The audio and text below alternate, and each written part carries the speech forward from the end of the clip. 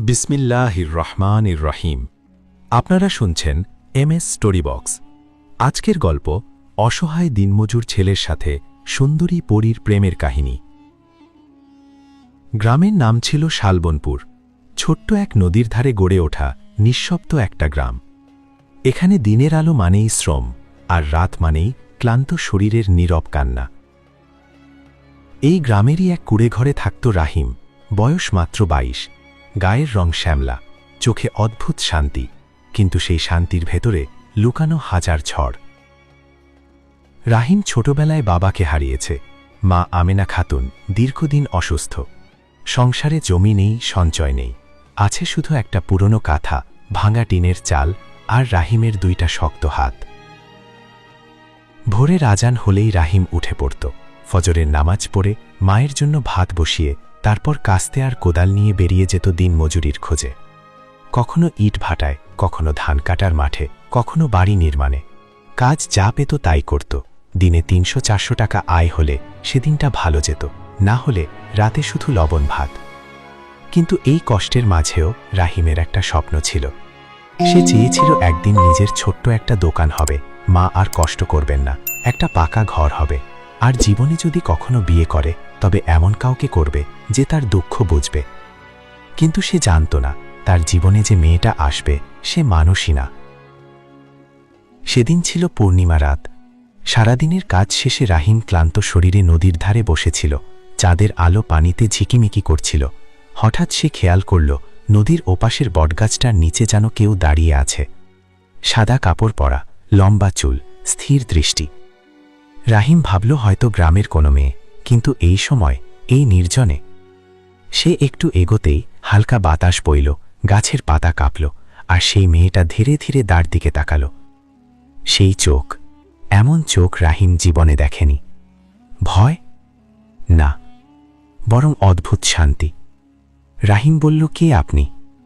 মেয়েটা কিছু বলল না, শুধু হালকা হাসল। তার হাসি যেন বাতাসে ছড়িয়ে পড়ল। আশেপাশের ঝিঝি পোকার শব্দ থেমে গেল, নদীর ঢেউ স্তব্ধ হয়ে গেল। হঠাৎ রাহিমের মনে হল এই দৃশ্যটা স্বাভাবিক না। তার বুক ধরফর করতে লাগল। সে এক পা পিছিয়ে গেল।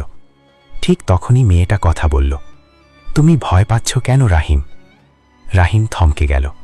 সে তো নিজের নাম বলেনি। তার শরীর ঠান্ডা হয়ে গেল। আপনি আপনি আমার নাম জানেন কিভাবে? মেয়েটা আবার হাসল, বলল, আমি অনেক কিছু জানি। চাঁদের আলোয় তখন স্পষ্ট দেখা গেল তার পায়ের নিচে মাটি স্পর্শ করছে না, সে সামান্য ভাসছে। রাহিমের চোখ বিস্ময়ে বড় হয়ে গেল। আপনি আপনি মানুষ না? মেয়েটা একটু কাছে এলো। তার কণ্ঠে ছিল অদ্ভুত কোমলতা। আমি মানুষ নই, কিন্তু তোমার ক্ষতি করতে আসেনি। রাহিমের গলা শুকিয়ে গেল। তার জীবনে কষ্ট ছিল, অভাব ছিল, কিন্তু এমন অলৌকিক কিছু কখনো দেখেনি। সে দৌড়ে পালাতে চাইল, কিন্তু পা যেন জমে গেছে। মেয়েটা বলল, পালিও না, তোমার কষ্ট আমি অনেক দিন ধরে দেখছি। আপনি কে? কাপা গলায় জিজ্ঞেস করল রাহিম। মেয়েটা আকাশের দিকে তাকালো। আমি পড়ি। শব্দটা বাতাসে ধ্বনিত হল, পড়ি।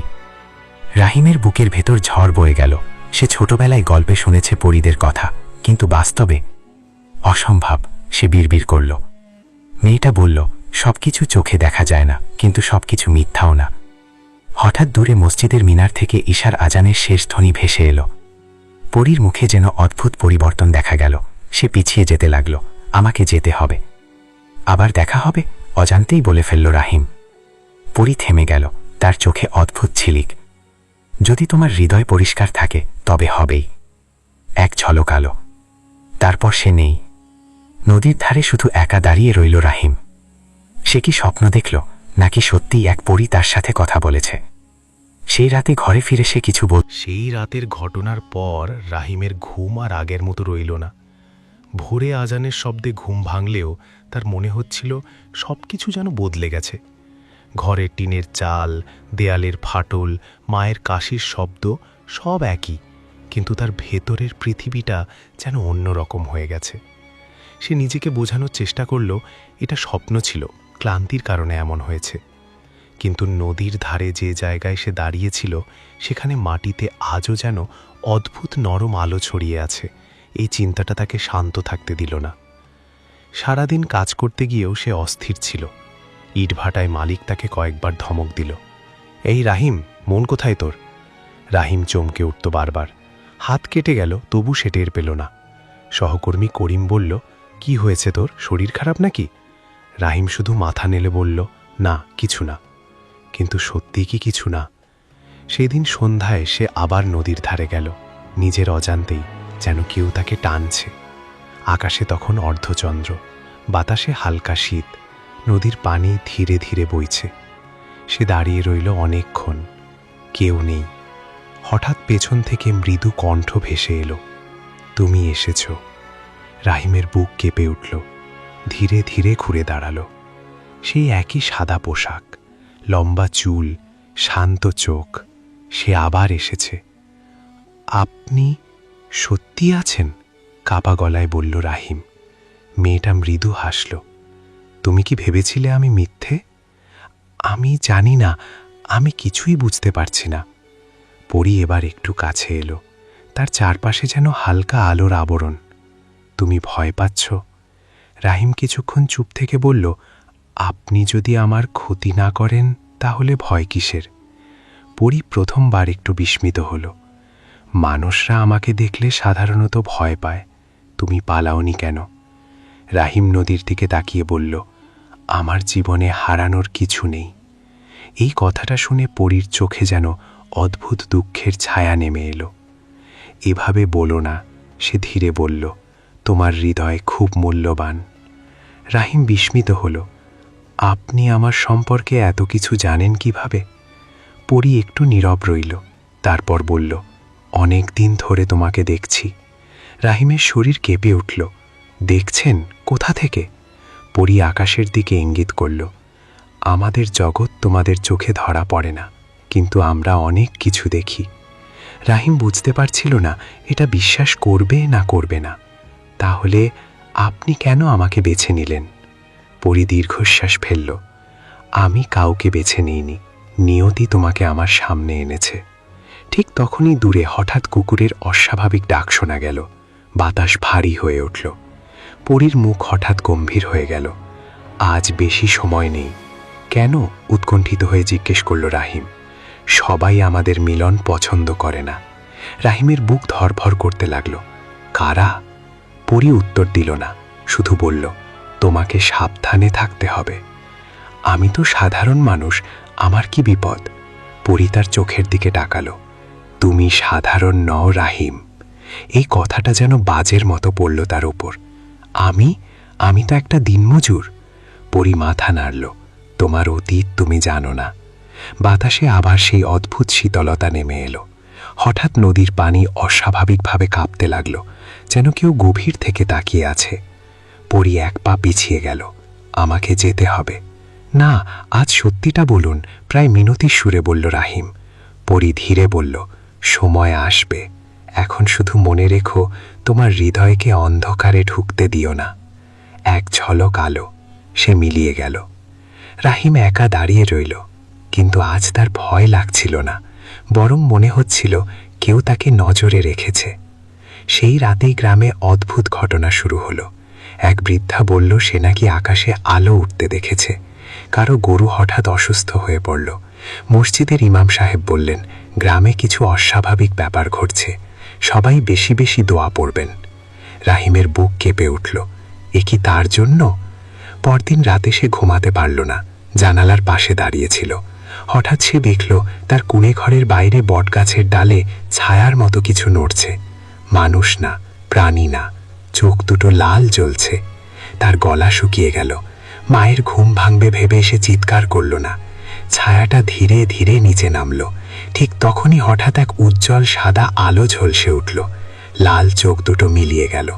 রাহিম জানালার ফাঁক দিয়ে দেখল দূরে দাঁড়িয়ে আছে সেই পরী।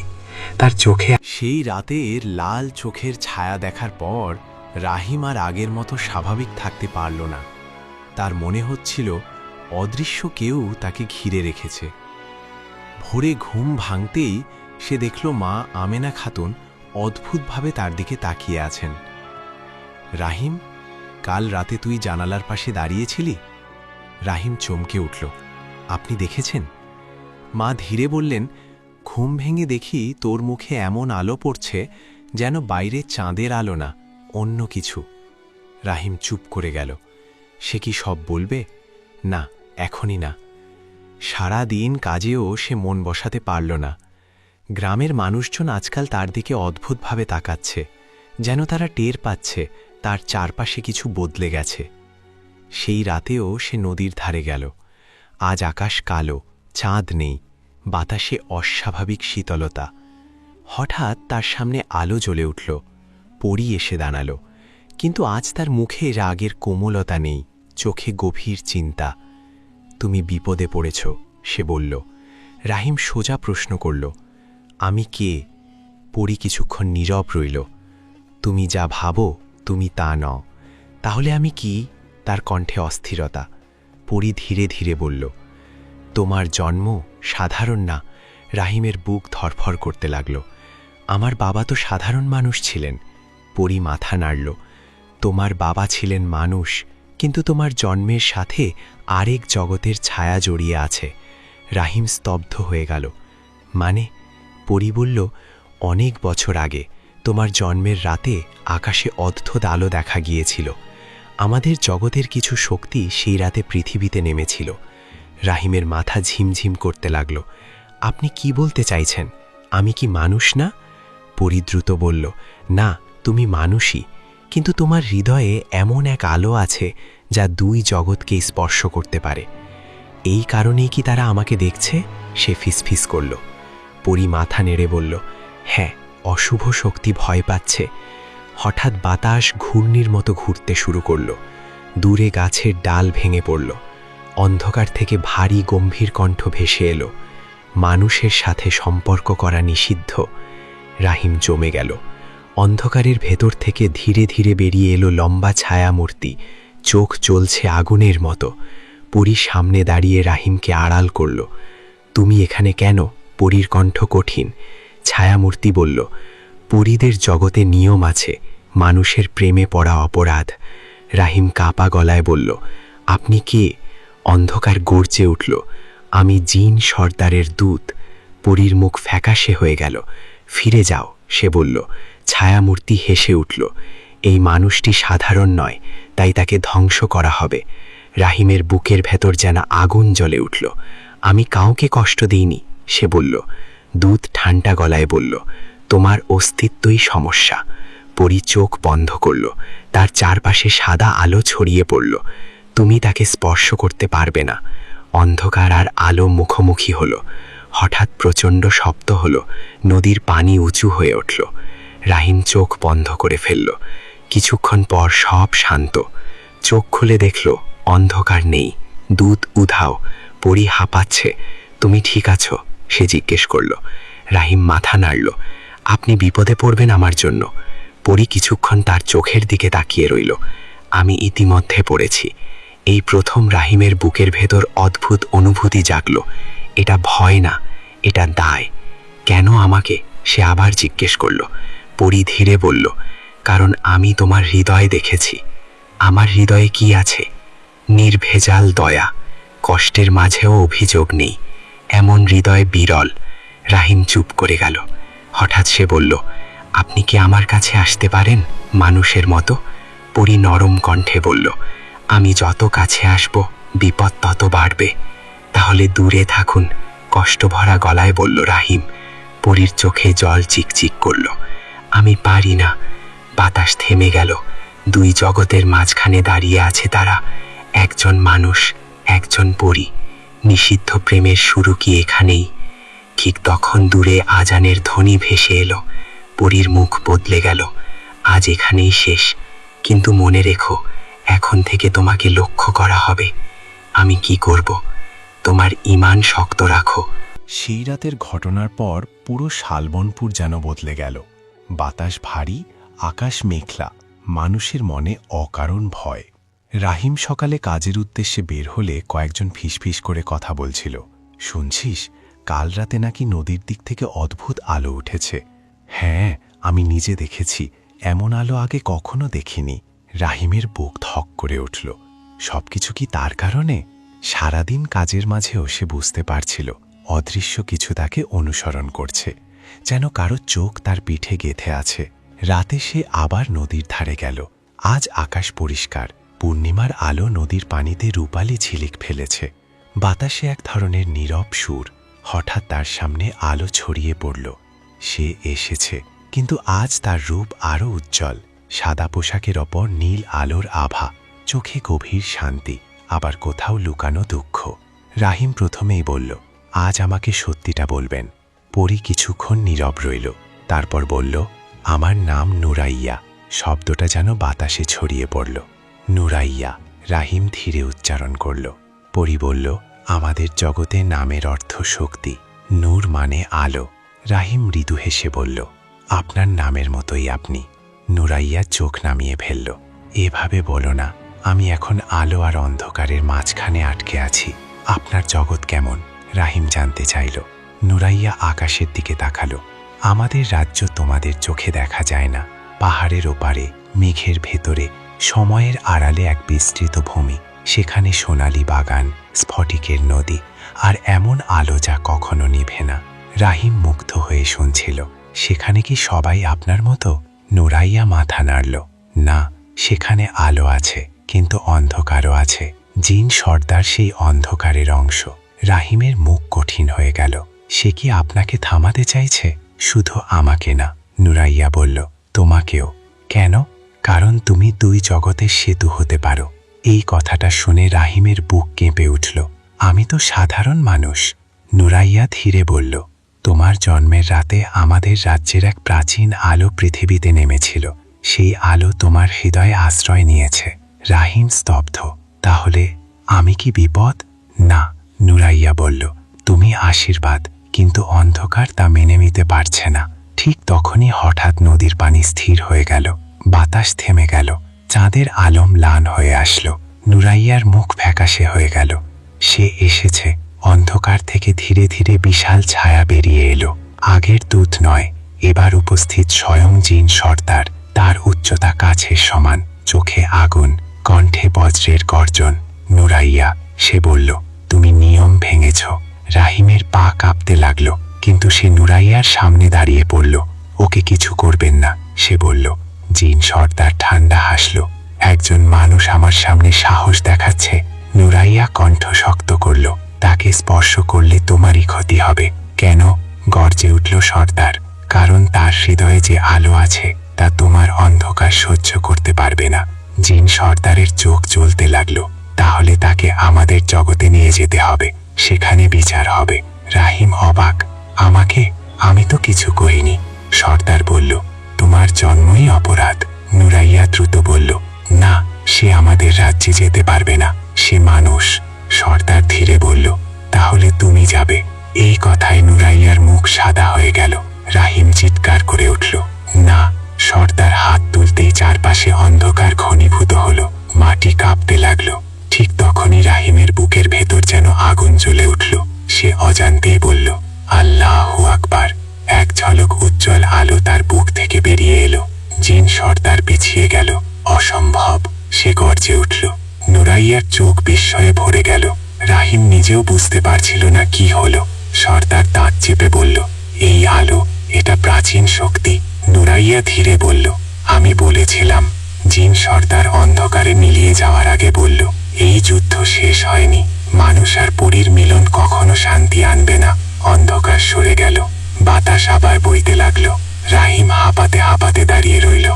আমি কি করলাম? নুরাইয়া ধীরে তার দিকে তাকালো। তুমি তোমার সত্যের প্রথম অংশ দেখালে। এটা কি আবার হবে? হবে, সে বলল। কিন্তু তার আগে আমাদের সিদ্ধান্ত নিতে হবে। কি সিদ্ধান্ত? নুরাইয়া চোখ নামিয়ে বলল, আমি কি তোমার জীবনে থাকবো, না দূরে সরে যাব? রাহিমের বুক ভারী হয়ে গেল। নদীর ধারে সেই রাতের ঘটনার পর রাহিম আর আগের মতো নেই। তার বুকের ভেতর যে আলো জ্বলে উঠেছিল তার উষ্ণতা সে এখনও অনুভব করছে। নুরাইয়া তার সামনে দাঁড়িয়ে, চোখে গভীর দ্বিধা। আমাকে হয়তো শিগগিরই ফিরিয়ে নেওয়া হবে, সে ধীরে বলল। রাহিমের বুক কেঁপে উঠল। মানে? পরীর রাজ্যে নিয়ম ভাঙার শাস্তি আছে। মানুষের প্রেমে পড়া আমাদের জন্য নিষিদ্ধ। তাহলে আপনি কেন এলেন? তার কণ্ঠে ব্যথা। নুরাইয়া মৃদু হাসল। আমি তোমাকে প্রথম দেখেছিলাম যেদিন তুমি ভাঙা পায়ে কাজ করেও মায়ের জন্য ওষুধ কিনেছিলে। তখনই বুঝেছিলাম তোমার হৃদয় আলাদা। রাহিম মাথা নিচু করল।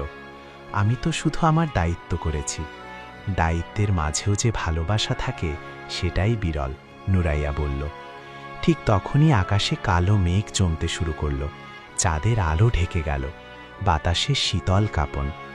নুরাইয়ার মুখ কঠিন হয়ে গেল। তারা আসছে।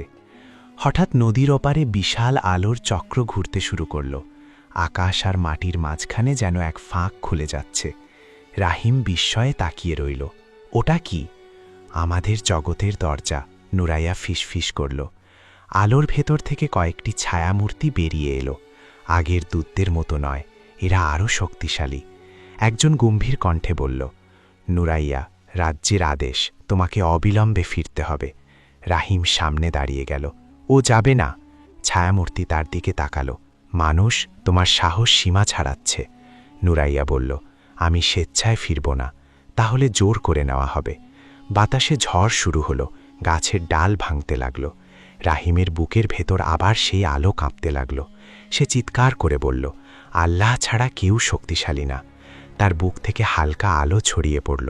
ছায়ামূর্তিরা পিছিয়ে গেল, কিন্তু এবার তারা একসাথে শক্তি প্রয়োগ করল। আলোর দরজা বড় হতে লাগল। এক অদৃশ্য টান নুরাইয়াকে টেনে নিতে শুরু করল। রাহিম দৌড়ে গিয়ে তার হাত ধরল। প্রথমবার সে নুরাইয়ার হাত ছুল। তার শরীরে শীতল বিদ্যুৎ খেলে গেল। নুরাইয়া ফিসফিস করল, আমাকে ছেড়ে দাও, না হলে তোমাকেও টেনে নেবে। আমি ছাড়ব না, রাহিম চিৎকার করল। হঠাৎ টান এত শক্ত হল যে দুজনই মাটি থেকে উপরে উঠে গেল। রাহিম চোখ বন্ধ করে ফেলল। এক মুহূর্তে সে অনুভব করল তার পায়ের নিচে আর মাটি নেই।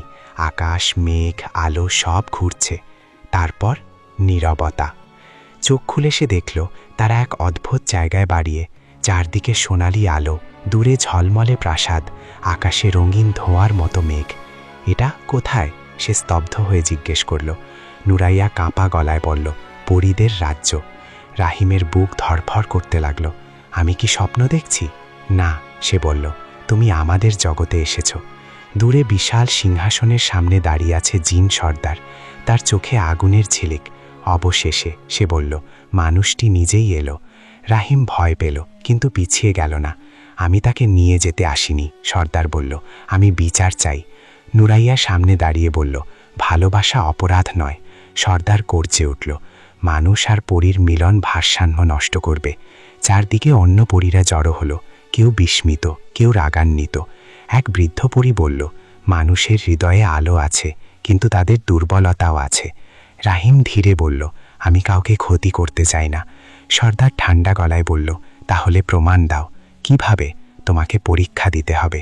নুরাইয়া আতঙ্কে বলল, না, ও মানুষ, আমাদের নিয়ম জানে না। সর্দার বলল, তাই তো পরীক্ষা। যদি সে ব্যর্থ হয়, তার স্মৃতি মুছে দেওয়া হবে, আর তুমি চিরতরে আমাদের জগতে বন্দী থাকবে। রাহিমের বুক কেঁপে উঠল। পরীক্ষা কি? সর্দার আকাশের দিকে হাত তুলল। চারদিকে অন্ধকার নেমে এলো। সোনালি রাজ্য ম্লান হয়ে গেল। তোমার হৃদয়ের ভেতরের ভয় আর লোভের সাথে যুদ্ধ করতে হবে। নুরাইয়া তার হাত শক্ত করে ধরল। মনে রেখো। পরীদের রাজ্যের সোনালি আলো ধীরে ধীরে নিভে গেল। চারদিকে নেমে এলো ঘন অন্ধকার। শুধু মাঝখানে দাঁড়িয়ে রইল রাহিম, একা। নুরাইয়ার হাত হঠাৎ তার হাত থেকে সরে গেল। নুরাইয়া, সে চিৎকার করল। কোনো উত্তর নেই। দূরে জিন সর্দারের কণ্ঠ ভেসে এলো, এখন শুরু হলো পরীক্ষা। এখানে কেউ তোমাকে সাহায্য করবে না। তুমি একা, আর তোমার হৃদয়। হঠাৎ চারপাশে অসংখ্য ছায়া ঘুরতে লাগল। মাটি যেন কাঁপছে। রাহিম নিজের বুকের ভেতর সেই পরিচিত উষ্ণতা অনুভব করল, কিন্তু আজ আলো ক্ষীণ। অন্ধকার থেকে ফিসফিস শব্দ ভেসে এলো, তুই তো গরিব, তোর জীবনে কিছুই হবে না। পরী তোকে ভালোবাসবে কেন? তুই শুধু এক দিন মজুর। এই কণ্ঠগুলো তার নিজের মনের ভেতর ঢুকে যাচ্ছিল। সে চোখ বন্ধ করল। হঠাৎ তার সামনে দৃশ্য বদলে গেল। সে দেখল তার মা অসুস্থ হয়ে শুয়ে আছেন। ঘরে ওষুধ নেই। সে বাইরে কাজ চাইতে গেছে, কিন্তু কেউ কাজ দেয়নি। মা ধীরে ধীরে নিঃশ্বাস ফেলছেন। রাহিম কেঁপে উঠল। না, এটা সত্য না। কিন্তু দৃশ্য আরও ভয়ঙ্কর হল। সে দেখল নুরাইয়া দাঁড়িয়ে আছে সোনালি প্রাসাদের বারান্দায়, তার পাশে শক্তিশালী এক পরী রাজপুত্র। নুরাইয়া হাসছে, সুখে। রাহিমের বুক ভেঙে গেল। অন্ধকারের কণ্ঠ বলল, দেখলি, তুই তার যোগ্য না। তার চোখে পানি চলে এলো। না, নুরাইয়া এমন না। হঠাৎ আবার দৃশ্য বদলাল। সে দেখল সে নিজেই ধনী হয়ে গেছে।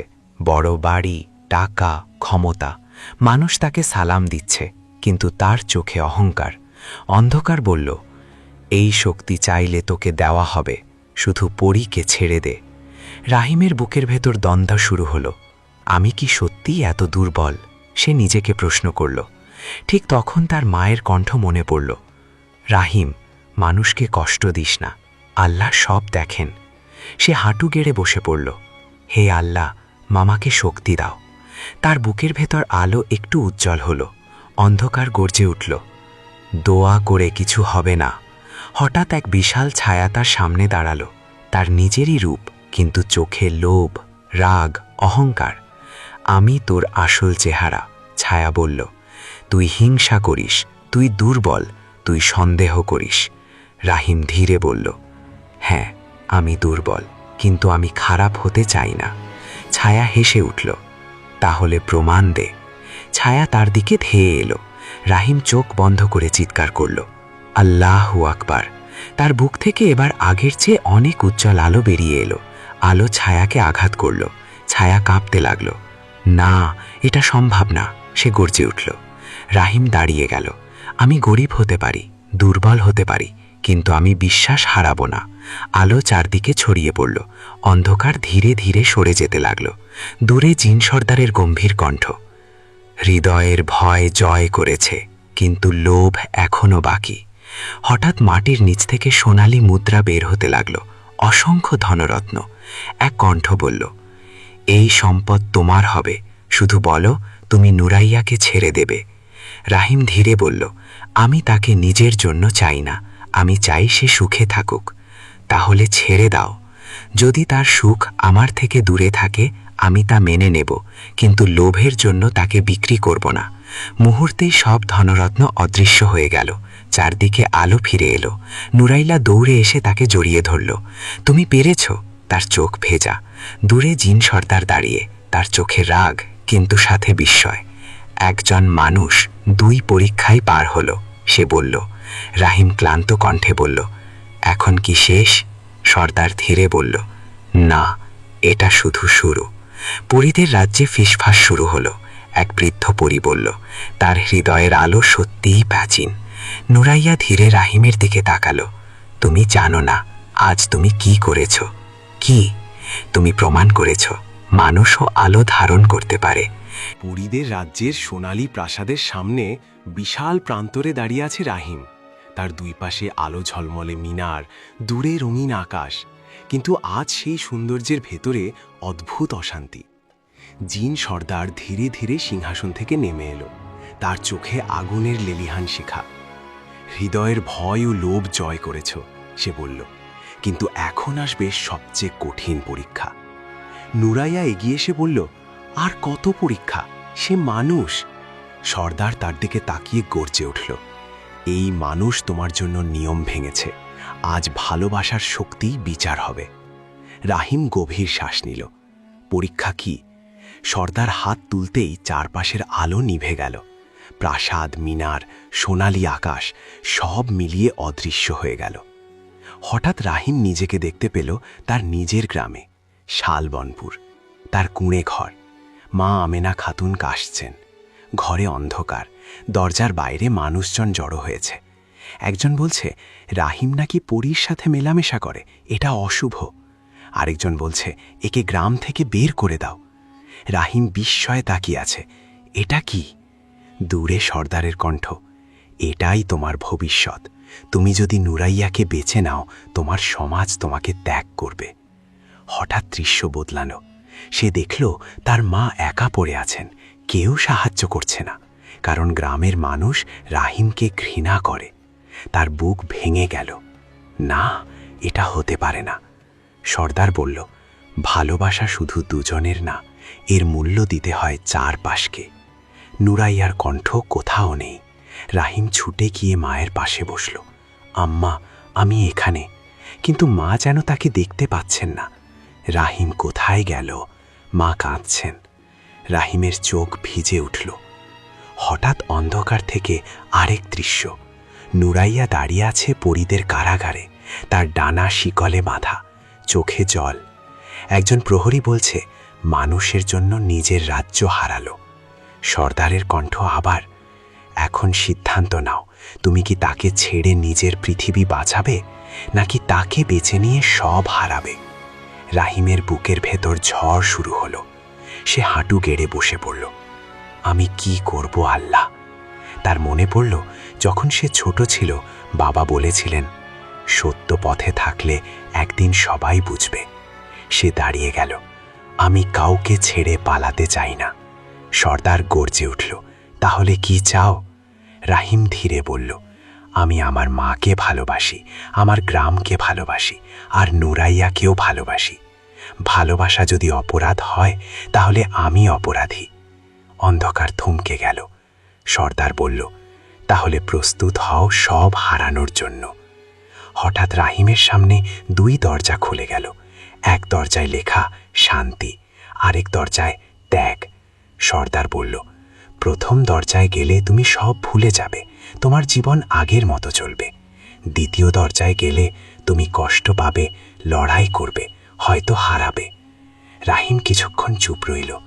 তার সামনে মায়ের মুখ ভেসে উঠল, তারপর নুরাইয়ার চোখ।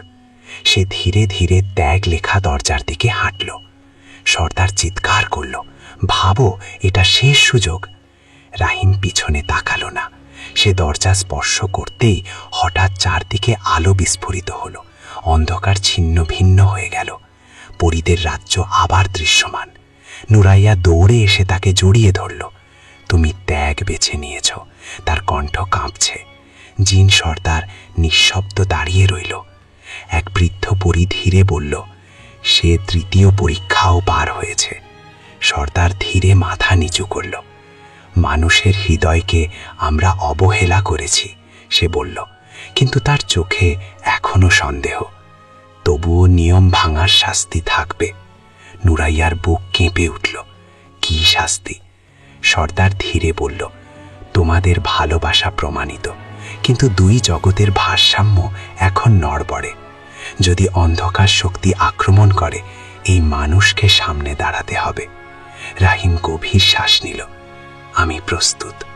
নুরাইয়া তার হাত শক্ত করে ধরল। কিন্তু ঠিক তখনই আকাশ কালো হয়ে উঠল। দূরে বজ্রপাত। এক ভিন্ন আরো ভয়ঙ্কর কণ্ঠ ভেসে এলো, তোমরা ভেবেছ পরীক্ষা শেষ? পরীদের রাজ্যের প্রাচীর কেঁপে উঠল। সর্দারের চোখ বিস্ফোরিত। সে পরীদের রাজ্যের আকাশ মুহূর্তের মধ্যে কালো হয়ে গেল। যে আকাশে কিছুক্ষণ আগেও সোনালি আলো ঝলমল করছিল, সেখানে এখন ঘূর্ণিঝড়ের মতো অন্ধকার ঘুরছে। দূরে বজ্রপাত, মাটির নিচে কাঁপন। নুরাইয়া রাহিমের হাত শক্ত করে ধরে আছে। তার চোখে ভয়, এমন ভয় যা রাহিম আগে কখনো দেখেনি। জিন সর্দার গম্ভীর কণ্ঠে বলল, সে ফিরে এসেছে বহু শতাব্দী পর। রাহিম কাঁপা গলায় জিজ্ঞেস করল, কে সে? সর্দার আকাশের দিকে তাকিয়ে বলল, জাহরাক, অন্ধকারের প্রকৃত অধিপতি। আকাশে ঘূর্ণির ভেতর থেকে ধীরে ধীরে বিশাল ছায়া নামতে লাগল। তার রূপ নির্দিষ্ট নয়, কখনো ধোয়ার মতো, কখনো পাথরের মতো কঠিন। চোখ দুটি রক্তের মতো লাল। তার কণ্ঠ যেন একসাথে হাজার বজ্রপাত। তোমরা ভারসাম্য ভেঙেছ। পরীদের রাজ্যের প্রাসাদ কেঁপে উঠল। নুরাইয়া ফিসফিস করল, জাহরাককে বহু বছর আগে বন্দী করা হয়েছিল। জিন সর্দার বলল, তার শক্তি মানুষের লোভ আর ভয় থেকে জন্ম নেয়। এই মানুষ, সে রাহিমের দিকে তাকালো, তার আলো অন্ধকারকে দুর্বল করেছে, তাই সে জেগে উঠেছে। রাহিম অবাক, আমি তো শুধু সত্যে থাকার চেষ্টা করেছি। জাহরাক গর্জে উঠল, মানুষের আলো যত বাড়বে আমার অস্তিত্ব তত কমবে, তাই তোমাকে ধ্বংস করতে হবে। চারদিক থেকে অন্ধকারের ঝড় নেমে এলো। পরীরা আতঙ্কে ছুটে বেড়াতে লাগল। নুরাইয়া সামনে দাঁড়িয়ে হাত তুলে আলো ছড়িয়ে দিল। তার ডানা ঝলমল করতে লাগল। রাহিম তার পাশে দাঁড়ালো। আমি কি করব? সর্দার বলল, তোমার হৃদয়ের আলো জাগাও, সেটাই আমাদের একমাত্র আশা। জাহরাক হাত তুলতেই অন্ধকারের বজ্র নেমে এলো প্রাসাদের ওপর। একটি মিনার ভেঙে পড়ল। পরীদের চিৎকার। রাহিম চোখ বন্ধ করে দোয়া পড়তে লাগল। তার বুকের ভেতর উষ্ণতা বাড়তে লাগল। হঠাৎ তার সামনে দৃশ্য ভেসে উঠল। তার মা নামাজ পড়ছেন, গ্রামের শিশুরা হাসছে। নুরাইয়ার চোখে বিশ্বাস। তার ভেতর থেকে আলো বের হতে শুরু করল। জাহরাক গর্জে উঠল, থামাও তাকে। অসংখ্য কালো ছায়া রাহিমের দিকে ধেয়ে এলো। নুরাইয়া তার সামনে দাঁড়িয়ে বলল, না, তাকে স্পর্শ করবে না। অন্ধকারের ছায়া তার ডানায় আঘাত করল। নুরাইয়া মাটিতে পড়ে গেল। নুরাইয়া! রাহিম চিৎকার করল। তার বুকের আলো হঠাৎ তীব্র হয়ে উঠল। এবার শুধু কোমল আলো নয়, অগ্নিশিখার মতো উজ্জ্বল। সে সামনে হাত বাড়ালো। আলো অন্ধকারের ছায়াগুলোকে ছিন্ন ভিন্ন করে দিল। জাহরাক কেঁপে উঠল। এটা অসম্ভব। একজন মানুষ এত শক্তিশালী হতে পারে না। রাহিম দাঁড়িয়ে বলল, আমি শক্তিশালী না, আল্লাহ শক্তিশালী। আকাশে বজ্রপাত হলো। আলো আর অন্ধকারের সংঘর্ষে রাজ্য কাঁপছে। জিন সর্দার এবার এগিয়ে এলো। আজ আমরা একসাথে লড়ব। রাহিম বিস্ময়ে তাকালো। সর্দার বলল, আমি নিয়মের রক্ষক, কিন্তু জাহরাক ধ্বংসের প্রতীক। সে দুই জগতই শেষ করবে। পরীরা একত্র হলো। তাদের ডানা থেকে আলো বের হতে লাগলো। জাহরাক আবার গর্জে উঠল, মানুষকে সরাও, নইলে এই রাজ্য ধ্বংস হবে। রাহিম নুরাইয়ার পাশে হাঁটু গেড়ে বসল। সে অচেতন। তার চোখে পানি চলে এলো। আমার জন্যই সব। হঠাৎ নুরাইয়া কাঁপা কণ্ঠে বলল, না, তুমি কারণ না, তুমি সমাধান। রাহিম তার হাত ধরল। আকাশে অন্ধকার আরও ঘন হলো। জাহরাক তার বিশাল রূপ ছড়িয়ে দিল পুরো রাজ্যে। শেষ সুযোগ। সে গর্জে উঠল, মানুষ, আত্মসমর্পণ করো। রাহিম দাঁড়িয়ে গেল। তার চোখে আর ভয় নেই। আমি আত্মসমর্পণ করব না। তার বুকের আলো এবার এত উজ্জ্বল হলো যে আকাশে সোনালি রেখা আঁকা পড়ল। পরীদের রাজ্য আবার আলোকিত হতে শুরু করল। কিন্তু জাহরাকের শক্তি এখনো অটুট। জিন সর্দার চিৎকার করল, এই যুদ্ধ এখনো শুরু মাত্র। আকাশে পরীদের রাজ্যে যুদ্ধ চলছেই। আলো আর অন্ধকারের সংঘর্ষে আকাশ বিদীর্ণ হয়ে যাচ্ছে। কিন্তু সেই কম্পন থেমে থাকল না এক জগতে। তার প্রভাব পৌঁছে গেল পৃথিবীতে, শালবনপুরে। সেই রাতেই গ্রামে অদ্ভুত ঝড় শুরু হলো। হাওয়া এমনভাবে বইতে লাগল যেন আকাশ ফেটে যাবে। বটগাছের ডাল ভেঙে পড়ল। নদীর পানি হঠাৎ ফুলে উঠল। মানুষ ঘর থেকে বের হয়ে আতঙ্কে তাকিয়ে আছে আকাশের দিকে। ইমাম সাহেব মসজিদে দাঁড়িয়ে বললেন, সবাই দোয়া পড়ুন, আল্লাহর কাছে আশ্রয় চান, কিছু অশুভ শক্তি কাজ করছে। রাহিমের মা আমেনা খাতুন কাঁপা হাতে তসবি পড়ছেন, হে আল্লাহ, আমার ছেলেকে রক্ষা করো। ঠিক তখন পরীদের রাজ্যে দাঁড়িয়ে রাহিম অনুভব করল তার বুকের আলো কেঁপে উঠছে। নুরাইয়া দুর্বল কণ্ঠে বলল, যুদ্ধ দুই জগতের সীমা ভেঙে দিচ্ছে। যদি থামানো না যায়, পৃথিবীও ধ্বংস হবে। রাহিমের মুখ ফ্যাকাশে হয়ে গেল। আমার গ্রাম, আমার মা। জিন সর্দার গম্ভীর গলায় বলল, জাহরাক সীমা ভেঙে ফেলেছে। এখন তার শক্তি মানুষের ভয় আর আতঙ্ক থেকে আরও বাড়বে। জাহরাক আকাশে বিশাল ছায়ার মতো ভাসছে। দেখো, সে গর্জে উঠল। হঠাৎ আকাশে এক ফাঁক খুলে গেল। সেই ফাঁক দিয়ে দেখা যাচ্ছে শালবনপুর গ্রাম। মানুষ ছুটোছুটি করছে। নদীর পানি বাড়ছে। রাহিম চিৎকার করে উঠল, এটা বন্ধ করুন। জাহরাক হেসে উঠল, মানুষের হৃদয়ের আলো যত বাড়ে, তাদের ভয়ও তত বাড়ে। আমি সেই ভয়েই বাঁচি। নুরাইয়া দাঁড়াতে চেষ্টা করল। রাহিম, তোমাকে সিদ্ধান্ত নিতে হবে। কি সিদ্ধান্ত? জিন সর্দার বলল, তুমি যদি তোমার আলো পুরোপুরি মুক্ত করো, জাহরাক দুর্বল হবে, কিন্তু এতে দুই জগতের সীমা ভেঙে যেতে পারে। মানে, তুমি হয়তো আর সাধারণ মানুষ থাকতে পারবে না। রাহিমের বুক ধরফর করতে লাগল। আমি কি আমার মাকে হারাবো? নুরাইয়া কাঁপা কণ্ঠে বলল, হয়তো তুমি তাদের কাছ থেকে দূরে চলে যাবে। আকাশে আবার বজ্রপাত। শালবনপুরের দৃশ্য আরও ভয়াবহ হয়ে উঠছে। একটি ঘর নদীতে ভেসে গেল। রাহিম চোখ বন্ধ করল। তার মনে পড়ল, ছোটবেলায় মা তাকে বুকে জড়িয়ে বলেছিলেন, কষ্ট এলে ভয় পাস না, আল্লাহ সব দেখেন। সে চোখ খুলল। আমি আমার গ্রামকে ধ্বংস হতে দেব না। জাহরাক গর্জে উঠল, তাহলে এসো মানুষ। রাহিম ধীরে হাত তুলল, তার বুকের আলো এবার আগের চেয়ে অনেক উজ্জ্বল। নুরাইয়া তার পাশে এসে দাঁড়ালো, আমি তোমার সাথে আছি। জিন সর্দারও হাত তুলল, পরীরা একত্র হলো, আকাশে সোনালি রেখা জ্বলতে লাগল।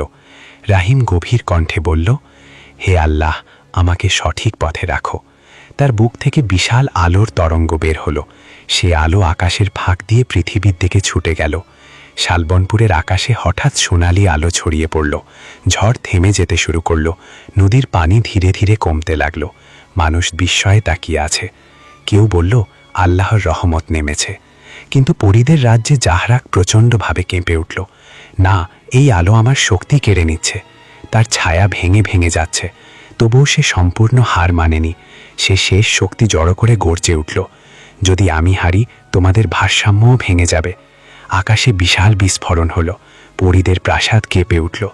রাহিম হাঁটু গেড়ে বসে পড়ল, তার শরীর দুর্বল হয়ে যাচ্ছে। নুরাইয়া তার হাত ধরল, ধরে থাকো, আর একটু। জাহরাক ধীরে ধীরে অন্ধকারে মিলিয়ে যেতে লাগল। কিন্তু যাওয়ার আগে সে বলল, আমি পুরোপুরি শেষ হইনি।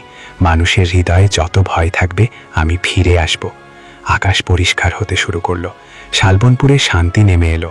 কিন্তু রাহিম বুঝতে পারল, তার ভেতরের আলো এখন বদলে গেছে। সে আর আগের মতো সাধারণ না। নুরাইয়া ধীরে বলল, আজ তুমি 2 জগৎ বাঁচিয়েছ।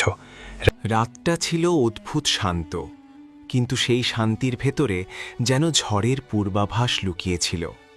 আকাশে চাঁদ নেই, তারাও যেন ভয়ে লুকিয়ে পড়েছে। শুধু দূরে কোথাও শিয়ালের ডাক, আর মাঝে মধ্যে শুকনো পাতার মচমচ শব্দ, যেন অদৃশ্য কেউ হেঁটে যাচ্ছে। রাশেদ বসে আছে তাদের কাঁচা ঘরের সামনে। মা ঘুমিয়ে পড়েছেন। সারাদিনের কাজের ক্লান্তিতে তার শরীর ভেঙে পড়েছে, কিন্তু মনটা অস্থির। গত কয়েকদিনে যেসব ঘটনা ঘটেছে, সেগুলো যেন মাথার ভেতর ঘুরপাক খাচ্ছে। হঠাৎ হাওয়ার গতি বদলে গেল। চারপাশের বাতাস ভারী হয়ে উঠল। একটা ঠান্ডা স্রোত এসে রাশেদের বুকের ভেতর দিয়ে বয়ে গেল। সে বুঝতে পারল, রূপা এসেছে। পেছন থেকে মৃদু কণ্ঠ ভেসে এলো, রাশেদ। সে ঘুরে দাঁড়াতেই দেখল, কদম গাছের নিচে দাঁড়িয়ে আছে রূপা।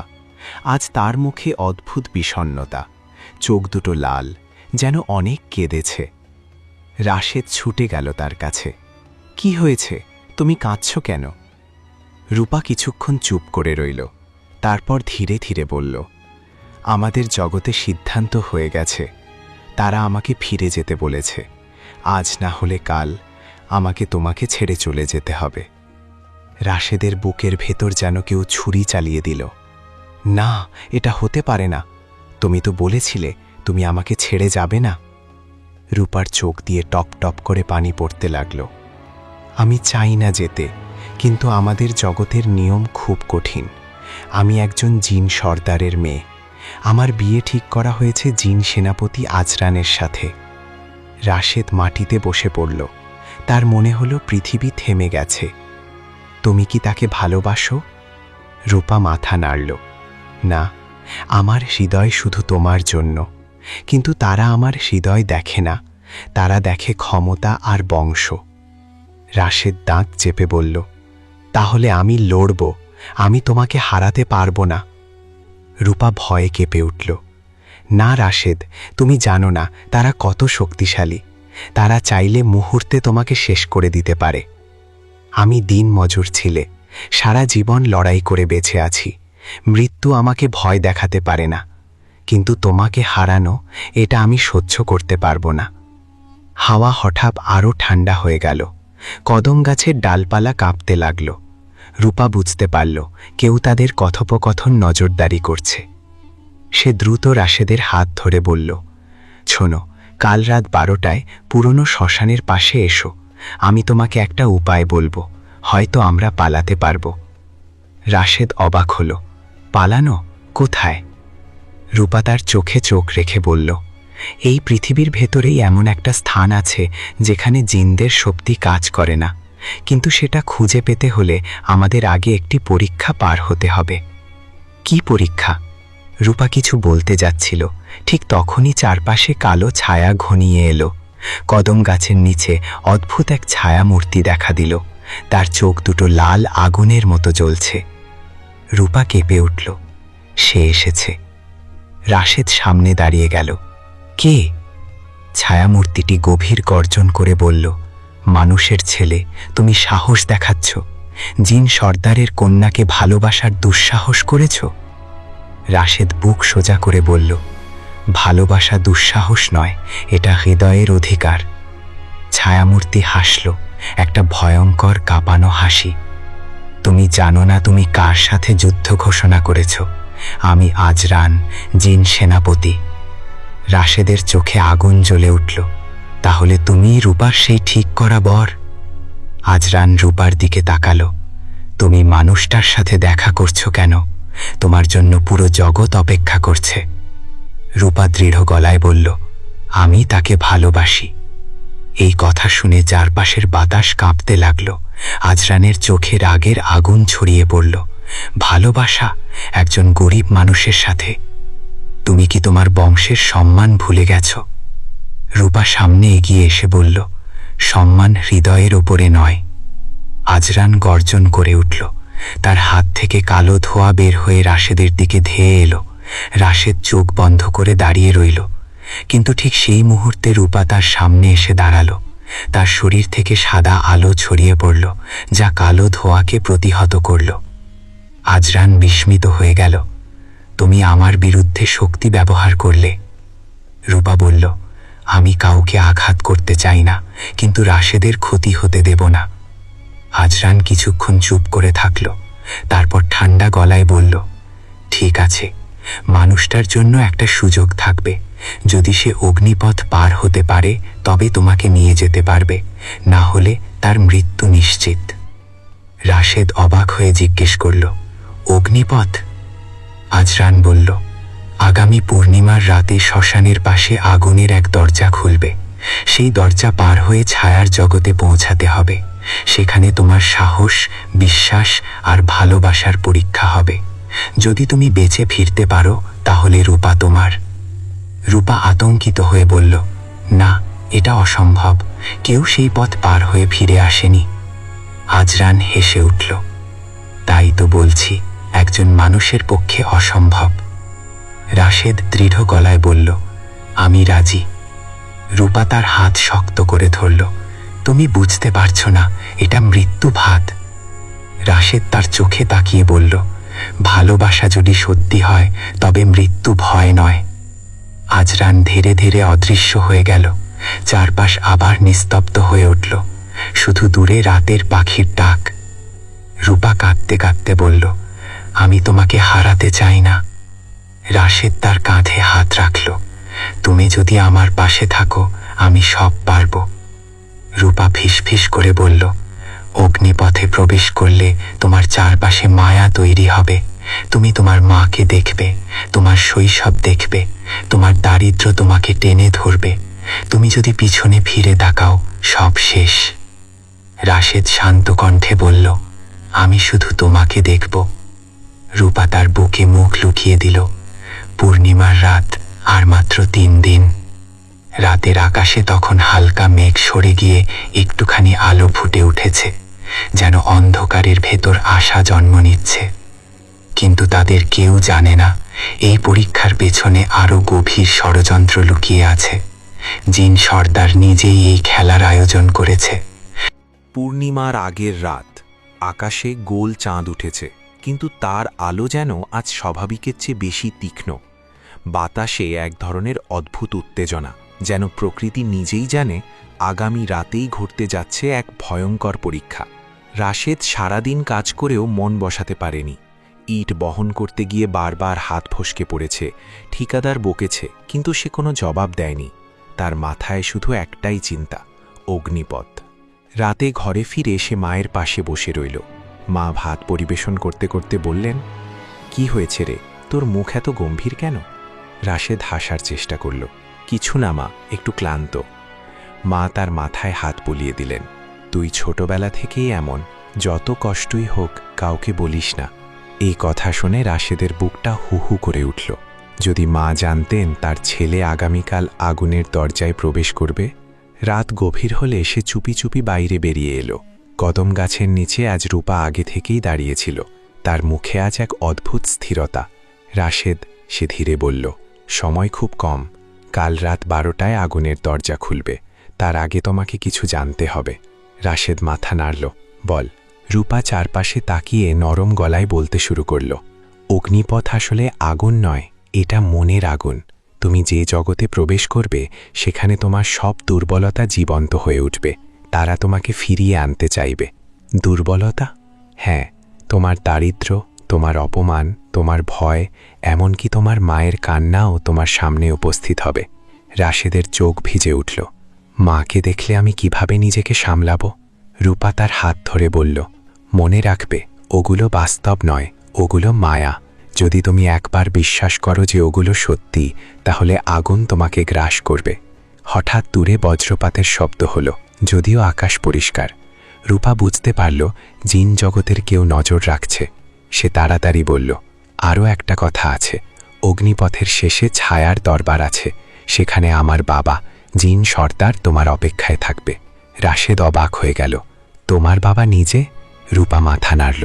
হ্যাঁ, তিনি চান না একজন মানুষ তার মেয়েকে নিয়ে যাক। তাই তিনি তোমাকে এমন এক সিদ্ধান্তের মুখে দাঁড় করাবেন যেখানে তোমাকে বেছে নিতে হবে, আমাকে না তোমার মাকে।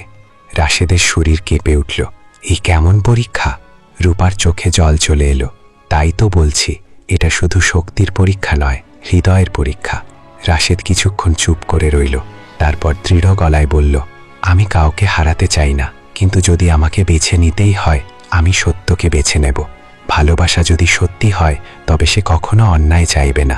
রূপা বিস্মিত হয়ে তার দিকে তাকালো। তুমি কি আমাকে ছেড়ে দেবে? রাশেদ ধীরে হাসল।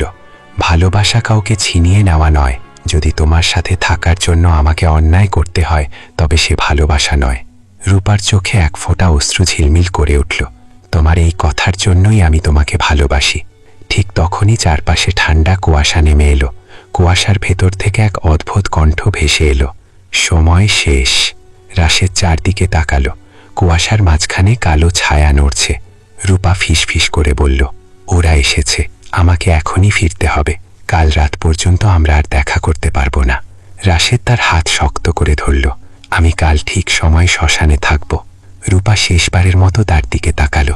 মনে রাখবে, পিছনে তাকাবে না। সে ধীরে ধীরে আলোর রেখায় মিলিয়ে গেল। কুয়াশাও সরে গেল। চারপাশ আবার নীরব। পরদিন সকাল। গ্রামে অদ্ভুত গুঞ্জন। গত রাতে নাকি শ্মশানের পাশে আগুনের গোলা দেখা গেছে। কেউ বলছে ভূতের কাজ, কেউ বলছে শয়তানের ছায়া। রাশেদ সারাদিন চুপচাপ কাজ করল। বিকেলে সে মায়ের জন্য কিছু ফল কিনে আনল, জীবনে প্রথমবার নিজের ইচ্ছায়। মা অবাক হয়ে বললেন, আজ এত খুশি কেন? রাশেদ শুধু মুচকি হাসল, তোমার জন্য। রাত ঘনিয়ে এলো। পূর্ণিমার চাঁদ আকাশের মাঝখানে উঠতেই শ্মশানের দিকে অদ্ভুত আলো দেখা গেল। দূর থেকে মনে হচ্ছে আগুনের দেয়াল দাঁড়িয়ে আছে। রাশেদ নিঃশব্দে বাড়ি থেকে বেরিয়ে গেল। তার বুক ধুকপুক করছে, কিন্তু চোখে ভয় নেই, শুধু দৃঢ়তা। শ্মশানের কাছে পৌঁছতেই সে দেখল মাটির ওপর গোল করে আগুন জ্বলছে। মাঝখানে তৈরি হয়েছে আগুনের দরজা। আগুনের ভেতর অদ্ভুত সব মুখ ভেসে উঠছে, যেন কেউ তাকে ডাকছে। হঠাৎ পেছন থেকে মায়ের কণ্ঠ, রাশেদ, কোথায় যাচ্ছিস? সে থমকে দাঁড়ালো। ধীরে ধীরে পেছনে তাকাতে যাবে, ঠিক তখনই মনে পড়ল রূপার কথা। পিছনে তাকাবে না। সে চোখ বন্ধ করে সামনে এগিয়ে গেল। মায়ের কান্নার শব্দ আরো জোরে শোনা গেল, বাবা, আমাকে ছেড়ে যাস না। রাশেদের চোখ বেয়ে জল গড়িয়ে পড়ল, কিন্তু সে থামল না। আগুনের দরজার সামনে দাঁড়িয়ে সে গভীর নিঃশ্বাস নিল। আমি ভয় পাই না, আমি ভালোবাসার জন্য এসেছি। ঠিক তখন আগুনের ভেতর থেকে গম্ভীর কণ্ঠ ভেসে এলো, প্রবেশ কর মানুষ, আর মনে রেখো, একবার ঢুকলে ফিরে আসার পথ নেই। রাশেদ এক মুহূর্ত দেরি করল না। সে আগুনের ভেতরে পা রাখল। চারপাশ মুহূর্তে বদলে গেল। আগুনের তাপ নেই, বরং এক অদ্ভুত অন্ধকার। সে বুঝতে পারল অগ্নিপথ শুরু হয়েছে। দূরে কোথাও রূপার কান্নার শব্দ, আর অন্যদিকে মায়ের ডাক। সামনে অস্পষ্ট এক পথ, ছায়ায় ঢাকা। রাশেদ এক পা করে এগিয়ে চলল, কিন্তু হঠাৎ তার সামনে ভেসে উঠল এক দৃশ্য। অগ্নিপথের অদ্ভুত অন্ধকারে দাঁড়িয়ে রাশেদের সামনে ভেসে উঠল সেই দৃশ্য। তার মা মাটিতে পড়ে আছেন, শ্বাস নিতে কষ্ট হচ্ছে, মুখ শুকনো, চোখ আধ খোলা, চারপাশে কেউ নেই, কাঁচা ঘরের ভেতর নিস্তব্ধতা। মায়ের কণ্ঠ কাঁপতে কাঁপতে ভেসে এলো, বাবা, রাশেদ, তুই কোথায়? আমি তোকে ছাড়া বাঁচব না। রাশেদের বুক ফেটে যেতে লাগলো। সে এগিয়ে যেতে গিয়েও থেমে গেল, পা যেন ভারী হয়ে গেছে। চোখের সামনে শৈশবের ছবি ভেসে উঠল। বাবার মৃত্যুর পর মা কিভাবে দিন-রাত কাজ করে তাকে বড় করেছেন, কত রাত না খেয়ে খেকেছেন কিন্তু ছেলেকে ভাত খাইয়ে দিয়েছেন, কত অপমান সহ্য করেছেন মানুষের কাছে ধার চাইতে গিয়ে। একটা গভীর কণ্ঠ চারপাশে প্রতিধ্বনিত হল, মানুষ, ভালোবাসা যদি এতই বড় হয় তবে মায়ের ভালোবাসার চেয়ে বড় কিছু আছে? রাশেদ দাঁত চেপে চোখ বন্ধ করল। এটা মায়া, এটা সত্যি নয়। হঠাৎ দৃশ্যটা আরও ভয়ঙ্কর হয়ে উঠল। সে দেখল তার মা কাশতে কাশতে রক্ত তুলে ফেলছেন। দরজার বাইরে গ্রামের লোকেরা দাঁড়িয়ে বলছে, রাশেদ অকৃতজ্ঞ ছেলে, মাকে ফেলে কোথায় গেছে কে জানে। রাশেদের বুক ধক ধক করতে লাগল। সে কি সত্যি স্বার্থপর? রূপার জন্য সে কি মাকে একা রেখে এসেছে? কণ্ঠটা আবার বলল, এখনো সময় আছে, পেছনে ফিরলেই সব ঠিক হয়ে যাবে। রাশেদের চোখ দিয়ে অশ্রু গড়িয়ে পড়ল, কিন্তু সে ধীরে ধীরে হাঁটু গেড়ে বসে পড়ল, মাটিতে হাত রাখল। হে আল্লাহ, যদি এটা পরীক্ষা হয় তবে আমাকে শক্তি দাও। আমার মা বাস্তবে নিরাপদ থাকুক, আমি জানি তুমি তাকে রক্ষা করবে। তার এই কথার সাথে সাথে চারপাশের দৃশ্য কেঁপে উঠল। মায়ের চেহারা ঝাপসা হয়ে গেল, কণ্ঠ ম্লান হয়ে এলো। এক ঝটকায় সব অদৃশ্য হয়ে গেল। রাশেদ বুঝল সে প্রথম মায়া পার হয়েছে। অন্ধকারের ভেতর থেকে এবার আগুনের লাল আলো জ্বলে উঠল। সামনে দেখা গেল একটা দীর্ঘ পথ, দুই পাশে আগুনের দেওয়াল। আগুনের শিখাগুলো অদ্ভুতভাবে মানুষের মুখের মতো হয়ে চিৎকার করছে। সে সামনে এগিয়ে গেল। হঠাৎ আগুনের ভেতর থেকে ভেসে উঠল আরেকটা দৃশ্য। সে নিজেই, কিন্তু অন্য রূপে। ভালো পোশাক, বড় বাড়ি, টাকার পাহাড়, পাশে দাঁড়িয়ে আছে গ্রামের মানুষ, সবাই তাকে সম্মান করছে। একটা কণ্ঠ বলল, তুমি যদি রূপাকে ছেড়ে দাও আমরা তোমাকে এই জীবন দেব, তোমার মায়ের চিকিৎসা, সম্মান, ধন, সব কিছু। রাশেদ থমকে গেল। সে কি সারা জীবন অপমান সহ্য করেনি? গ্রামের মোড়ে কতবার তাকে গরিবের ছেলে বলে তুচ্ছ করেছে সবাই। এই প্রস্তাব কি খারাপ? কণ্ঠটা আবার বলল, রূপা তোমার জন্য দুর্ভাগ্য, তাকে ভুলে যাও, আমরা তোমাকে রাজা বানাবো। রাশেদের চোখে আগুন জ্বলে উঠল। আমি কখনো দারিদ্র্যকে লজ্জা মনে করিনি। আমার মা আমাকে শিখিয়েছে মানুষের সম্মান তার টাকায় নয়, তার হৃদয়ে। এই কথা বলতেই আগুনের দেওয়াল কেঁপে উঠল। আগুনের মুখগুলো বিকৃত হয়ে চিৎকার করতে লাগল, তারপর একে একে নিভে গেল। পথটা হঠাৎ অন্ধকার হয়ে গেল। দূরে একটা দরজা দেখা গেল, কালো পাথরের তৈরি। দরজার ওপর অদ্ভুত চিহ্ন খোদাই করা। সে দরজার সামনে পৌঁছাতেই দরজা নিজে থেকে খুলে গেল। ভেতরে বিশাল এক প্রাসাদ, কিন্তু সবকিছু ছায়ায় ঢাকা। মাঝখানে সিংহাসন, সিংহাসনে বসে আছেন এক ভয়ঙ্কর অথচ রাজকীয় চেহারার সত্তা, জিন সর্দার। তার চোখ দুটো জ্বলছে নীল আগুনের মতো। গম্ভীর কণ্ঠে তিনি বললেন, মানুষ, তুমি প্রথম দুটি মায়া পার হয়েছ, সাহস আছে তোমার, কিন্তু শেষ পরীক্ষা সবচেয়ে কঠিন। রাশেদ মাথা নিচু করে বলল, আমি প্রস্তুত। জিন সর্দার হাত তুলে আকাশের দিকে ইশারা করলেন। মুহূর্তে প্রাসাদের মেঝেতে ভেসে উঠল দুটি দরজা। এক দরজায় রূপা দাঁড়িয়ে, তার চোখে কান্না। অন্য দরজায় তার মা দাঁড়িয়ে, ক্লান্ত, দুর্বল, কিন্তু হাসছেন। সর্দার বললেন, এক দরজা বেছে নাও, একটিতে প্রবেশ করলে অন্যটি চিরতরে হারাবে। যদি রূপাকে বেছে নাও তোমার মা তোমাকে ভুলে যাবে, যদি মাকে বেছে নাও রূপা চিরতরে জিন জগতে ফিরে যাবে। রাশেদের মাথা ঘুরে উঠল। এ কেমন নিষ্ঠুর সিদ্ধান্ত! রূপা কাঁদতে কাঁদতে বলল, আমাকে বেছে নাও না রাশেদ, আমি তোমাকে ছাড়া বাঁচব না। মা মৃদু হেসে বললেন, বাবা, তুই সুখে থাকলেই আমি সুখে থাকব। রাশেদের চোখ ঝাপসা হয়ে গেল। সে বুঝতে পারছে না কোনটা সত্যি কোনটা মায়া। সে ধীরে ধীরে হাঁটু গেড়ে বসে পড়ল। হে মহান প্রভু, তুমি জানো আমি কাউকে হারাতে চাই না। ভালোবাসা কাউকে কাঁদিয়ে পাওয়ার নাম নয়। সে মাথা তুলে জিন সর্দারের দিকে তাকালো। আমি কোনো দরজা বেছে নেব না। প্রাসাদ কেঁপে উঠল। সর্দার গর্জে উঠলেন, নিয়ম ভাঙার সাহস করছো? রাশেদ শান্ত কণ্ঠে বলল, যে ভালোবাসা কাউকে কাঁদায় সে ভালোবাসা নয়। আপনি যদি আমাকে সত্যিকারের পরীক্ষা দিতে চান তবে আমাকে এমন পথ দিন যেখানে কাউকে হারাতে না হয়। এক মুহূর্তের জন্য নিস্তব্ধতা নেমে এলো। সর্দারের চোখে অদ্ভুত পরিবর্তন দেখা গেল। দুটি দরজা ধীরে ধীরে মিলিয়ে গেল। সর্দার গম্ভীর গলায় বললেন, মানুষ, তুমি হৃদয়ের সত্য বুঝেছ। তুমি কাউকে ত্যাগ করতে চাওনি, এটাই তোমার শক্তি। ঠিক তখনই প্রাসাদের ভেতর সাদা আলো ছড়িয়ে পড়ল। আলো থেকে বেরিয়ে এলো রূপা, কিন্তু এবার সে আগের চেয়ে আরও উজ্জ্বল। সর্দার উঠে দাঁড়িয়ে বললেন, শেষ সিদ্ধান্ত এখনো হয়নি। তুমি পরীক্ষায় উত্তীর্ণ হয়েছ। জিন সর্দারের বিশাল প্রাসাদের ভেতর হঠাৎ করে চারপাশের আলো নিভে এলো। সাদা আলো মিলিয়ে গিয়ে পুরো দরবার ডুবে গেল গভীর নীল অন্ধকারে। মাঝখানে দাঁড়িয়ে রাশেদ, তার একটু দূরে রূপা, আর সিংহাসনের পাশে কালো ছায়ার মতো দাঁড়িয়ে আছে আজরান। আজরানের চোখ দুটো জ্বলছে দাও দাও আগুনের মতো। তার কণ্ঠ গর্জে উঠল, এই মানুষ আমাদের নিয়ম ভাঙতে চাইছে, তাকে আজ এখানেই শেষ করতে হবে। রূপা আতঙ্কিত হয়ে সামনে এগিয়ে এলো। না, সে পরীক্ষায় উত্তীর্ণ হয়েছে। বাবা, আপনি নিজেই তো স্বীকার করলেন। জিন সর্দার কিছুক্ষণ নীরব রইলেন, তার চোখে দ্বন্দ্ব। তিনি যেন একদিকে নিয়মের শাসক, অন্যদিকে একজন পিতা। আজরান আবার বলল, আপনি যদি আজ দুর্বলতা দেখান তবে জিন জগতের আইন ভেঙে যাবে। কাল থেকে মানুষ আমাদের চ্যালেঞ্জ করবে। রাশেদ সামনে এগিয়ে এসে দৃঢ় গলায় বলল, আমি কাউকে চ্যালেঞ্জ করতে আসিনি, আমি শুধু আমার ভালোবাসাকে রক্ষা করতে এসেছি। আজরান তাচ্ছিল্যের হাসি হাসল। ভালোবাসা? একজন গরিব মানুষের সাহস দেখো। তুমি কি জানো রূপা কে? সে শুধু সর্দারের মেয়ে নয়, সে জিন জগতের শক্তির আধার। তাকে মানুষ জগতে নিয়ে গেলে ভারসাম্য নষ্ট হবে। রাশেদ থেমে গেল।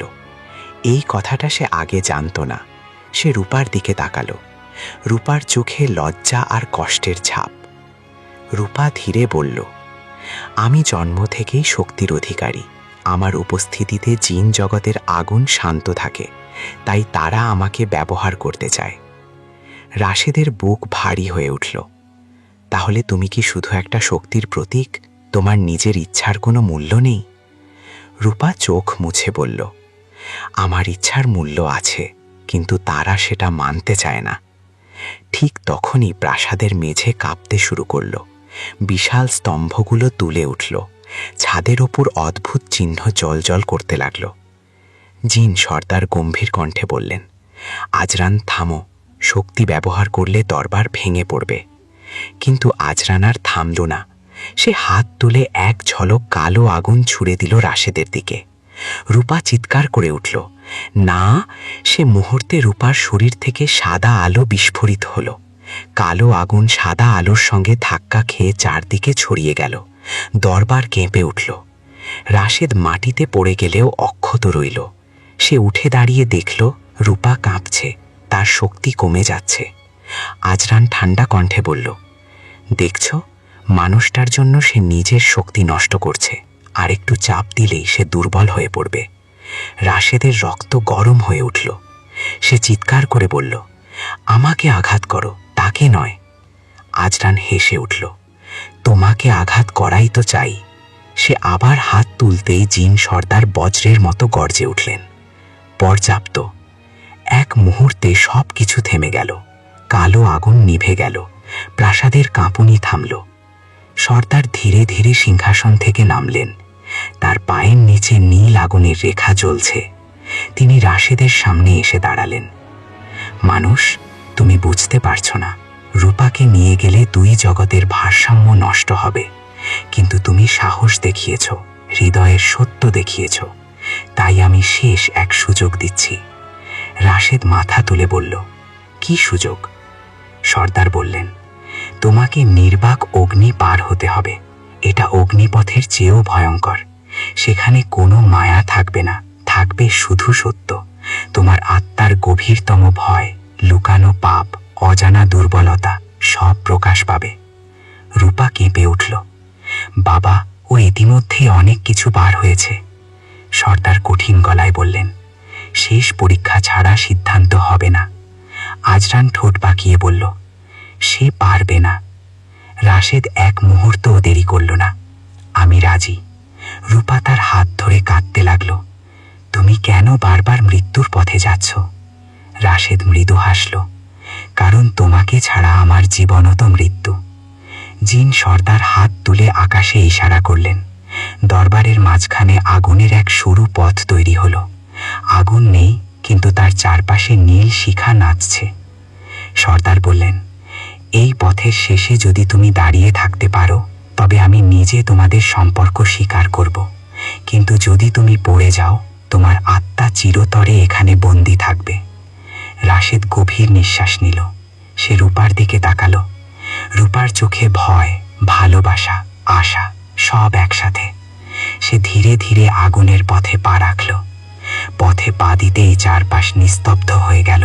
কোনো শব্দ নেই, কোনো কণ্ঠ নেই, শুধু নিজের হৃদস্পন্দন। হঠাৎ তার সামনে ভেসে উঠল তার নিজের ছায়া, কিন্তু সেই ছায়া ভিন্ন। তার চোখে লোভ, মুখে ঘৃণা। ছায়াটা বলল, তুমি কি সত্যি নিঃস্বার্থ? তুমি কি রূপাকে ভালোবাসো, নাকি তার সৌন্দর্যকে? রাশেদ থমকে গেল। এই প্রশ্ন সে নিজেকে কখনো করেনি। ছায়া আবার বলল, তুমি কি তার শক্তি চাইছ না? তার মাধ্যমে কি তুমি সম্মান আর ক্ষমতা পেতে চাও না? রাশেদের বুক ধক ধক করতে লাগলো। সে মনে মনে ভাবল, তার ভালোবাসা কি সত্যি নিঃস্বার্থ? ছায়াটা ধীরে ধীরে বড় হতে লাগলো। যদি তোমার ভেতরে সামান্য লোভও থাকে, তবে তুমি পড়ে যাবে। রাশেদ চোখ বন্ধ করল। হে আল্লাহ, যদি আমার ভেতরে কোনো স্বার্থ থাকে, তবে তা মুছে দাও। আমি শুধু তাকে চাই, তার হাসির জন্য, তার হৃদয়ের জন্য। এই কথা বলতেই ছায়াটা কেঁপে উঠল। ধীরে ধীরে গলে গিয়ে মাটিতে মিলিয়ে গেল। কিন্তু পথের শেষ এখনো অনেক দূর। দূরে নির্বাক অগ্নির সরু পথ ক্রমশ সংকীর্ণ হয়ে আসছে। চারপাশে নীল শিখা নাচছে, কিন্তু কোনো শব্দ নেই। এই নীরবতাই যেন সবচেয়ে ভয়ঙ্কর। নিজের হৃদস্পন্দন পর্যন্ত রাশেদের কানে ধাক্কা মারছে। সে এক পা করে এগিয়ে চলেছে। হঠাৎ অনুভব করল পায়ের নিচের মাটি নরম হয়ে আসছে, যেন আগুনের পথ গলে যাচ্ছে। দূরে কুয়াশার মতো আলোয় ভেসে উঠল আরেকটা দৃশ্য। সে দেখল একটা বড় বাড়ি। উঠানে অনেক মানুষ। মাঝখানে সে নিজেই দাঁড়িয়ে আছে, ভালো পোশাক, গলায় সোনার চেন। তার পাশে রূপা, কিন্তু রূপার চোখে হাসি নেই। সে যেন বন্দী। একটা অদৃশ্য কণ্ঠ ফিসফিস করে বলল, তুমি তাকে চাও, কিন্তু কি তুমি তাকে স্বাধীন থাকতে দেবে, নাকি নিজের জীবনের শূন্যতা পূরণের জন্য তাকে বেঁধে রাখবে? রাশেদের বুক ধক করে উঠল। সে কখনো এমনভাবে ভাবেনি। সে কি সত্যিই প্রস্তুত রূপাকে তার মতো থাকতে দেওয়ার জন্য? জিন জগতের শক্তি, তার ভিন্ন সত্তা, সব মেনে নেওয়ার জন্য? দৃশ্যটা আরও স্পষ্ট হল। সে দেখল গ্রামের মানুষ বলছে, রাশেদ ভাগ্য করে পরি পেয়েছে। কেউ কেউ বলছে, নিশ্চয়ই সে কোনো শক্তি ব্যবহার করছে। তার ভেতরে এক মুহূর্তের জন্য গর্বের ঢেউ উঠল। হ্যাঁ, সে তো গরিব ছিল, এখন সবাই তাকে সম্মান করছে। ঠিক তখনই নীল আগুনের শিখা হঠাৎ উঁচু হয়ে উঠল, পথ দুলে উঠল। অদৃশ্য কণ্ঠটা গম্ভীর হয়ে বলল, দেখলে, তোমার ভেতরে এখনও স্বীকৃতির লোভ আছে। রাশেদ দাঁড়িয়ে পড়ল, চোখ বন্ধ করল। সে মনে করল সেই দিনগুলো যখন কেউ তাকে সম্মান দেয়নি। তবুও তার মা বলেছিলেন, মানুষের সম্মান তার কাজে, তার চরিত্রে। সে ধীরে ধীরে বলল, আমি যদি তাকে ভালোবাসি, তবে তাকে নিজের গর্বের অলংকার বানাবো না। আমি চাই সে স্বাধীন থাকুক। সে চাইলে আমার সাথে থাকবে, না চাইলে যাবে। এই স্বীকারোক্তির সাথে সাথে দৃশ্যটা ভেঙে চূর্ণ হয়ে গেল। আগুন শান্ত হল, পথ আবার স্থির। কিন্তু এবার নতুন ভয় অপেক্ষা করছিল। পথের মাঝখানে হঠাৎ অন্ধকার ঘনীভূত হয়ে একটা আকৃতি নিল। এই আকৃতি মানুষের মতো, কিন্তু মুখ নেই, বুকের জায়গায় শূন্য গহ্বর।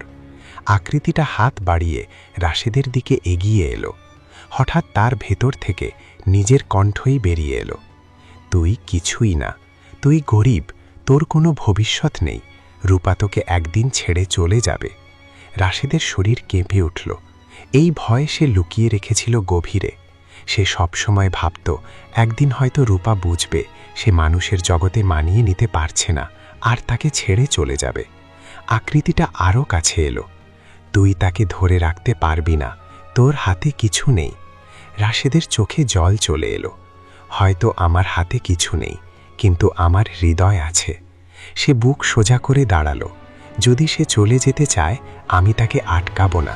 ভালোবাসা মানে জোর করে ধরে রাখা নয়। এই কথা বলতেই মুখহীন আকৃতিটার বুকের শূন্য গহ্বর আলোয় ভরে উঠল। ধীরে ধীরে সেটা ধোঁয়ায় মিলিয়ে গেল। পথের শেষ প্রান্ত এখন খুব কাছে। দূরে দেখা যাচ্ছে দরবারের প্রান্তে দাঁড়িয়ে আছে রূপা। তার চোখে অশ্রু, ঠোঁটে প্রার্থনা। আর সিংহাসনের পাশে দাঁড়িয়ে আছে আজারান, তার মুখে অস্থিরতা। সে যেন বিশ্বাস করতে পারছে না একজন মানুষ এত দূর এসেছে। হঠাৎ পথের শেষ অংশ কাঁপতে শুরু করল। মাটির ফাঁক থেকে আগুনের রেখা বেরিয়ে এলো। আগুনের মাঝখানে দেখা গেল এক ভয়ঙ্কর দৃশ্য। রূপা মাটিতে পড়ে আছে, আজারান তার উপর কালো আগুন ছুড়ে দিচ্ছে। রাশেদের মাথা ঝিমঝিম করে উঠল। এটা কি মায়া নাকি সত্যি? রূপা চিৎকার করছে, রাশেদ! তার কণ্ঠে এত যন্ত্রণা, এত বাস্তবতা যে বোঝা কঠিন এটা মায়া কিনা। অদৃশ্য কণ্ঠ শেষবারের মতো বলল, এটাই শেষ পরীক্ষা। তুমি যদি পথ ছেড়ে ছুটে যাও তবে পড়ে যাবে, তুমি যদি স্থির থাকো হয়তো সে পুড়ে যাবে। রাশেদের শরীর ঠান্ডা হয়ে গেল। সে কি করবে? তার হৃদয় বলছে দৌড়াও, তাকে বাঁচাও, কিন্তু তার বুদ্ধি বলছে এটা মায়া হতে পারে। সে চোখ বন্ধ করল। রূপার কথা মনে পড়ল, নির্বাক অগ্নিতে সত্য ছাড়া কিছু থাকবে না। তাহলে কি এটা সত্যিই ঘটছে?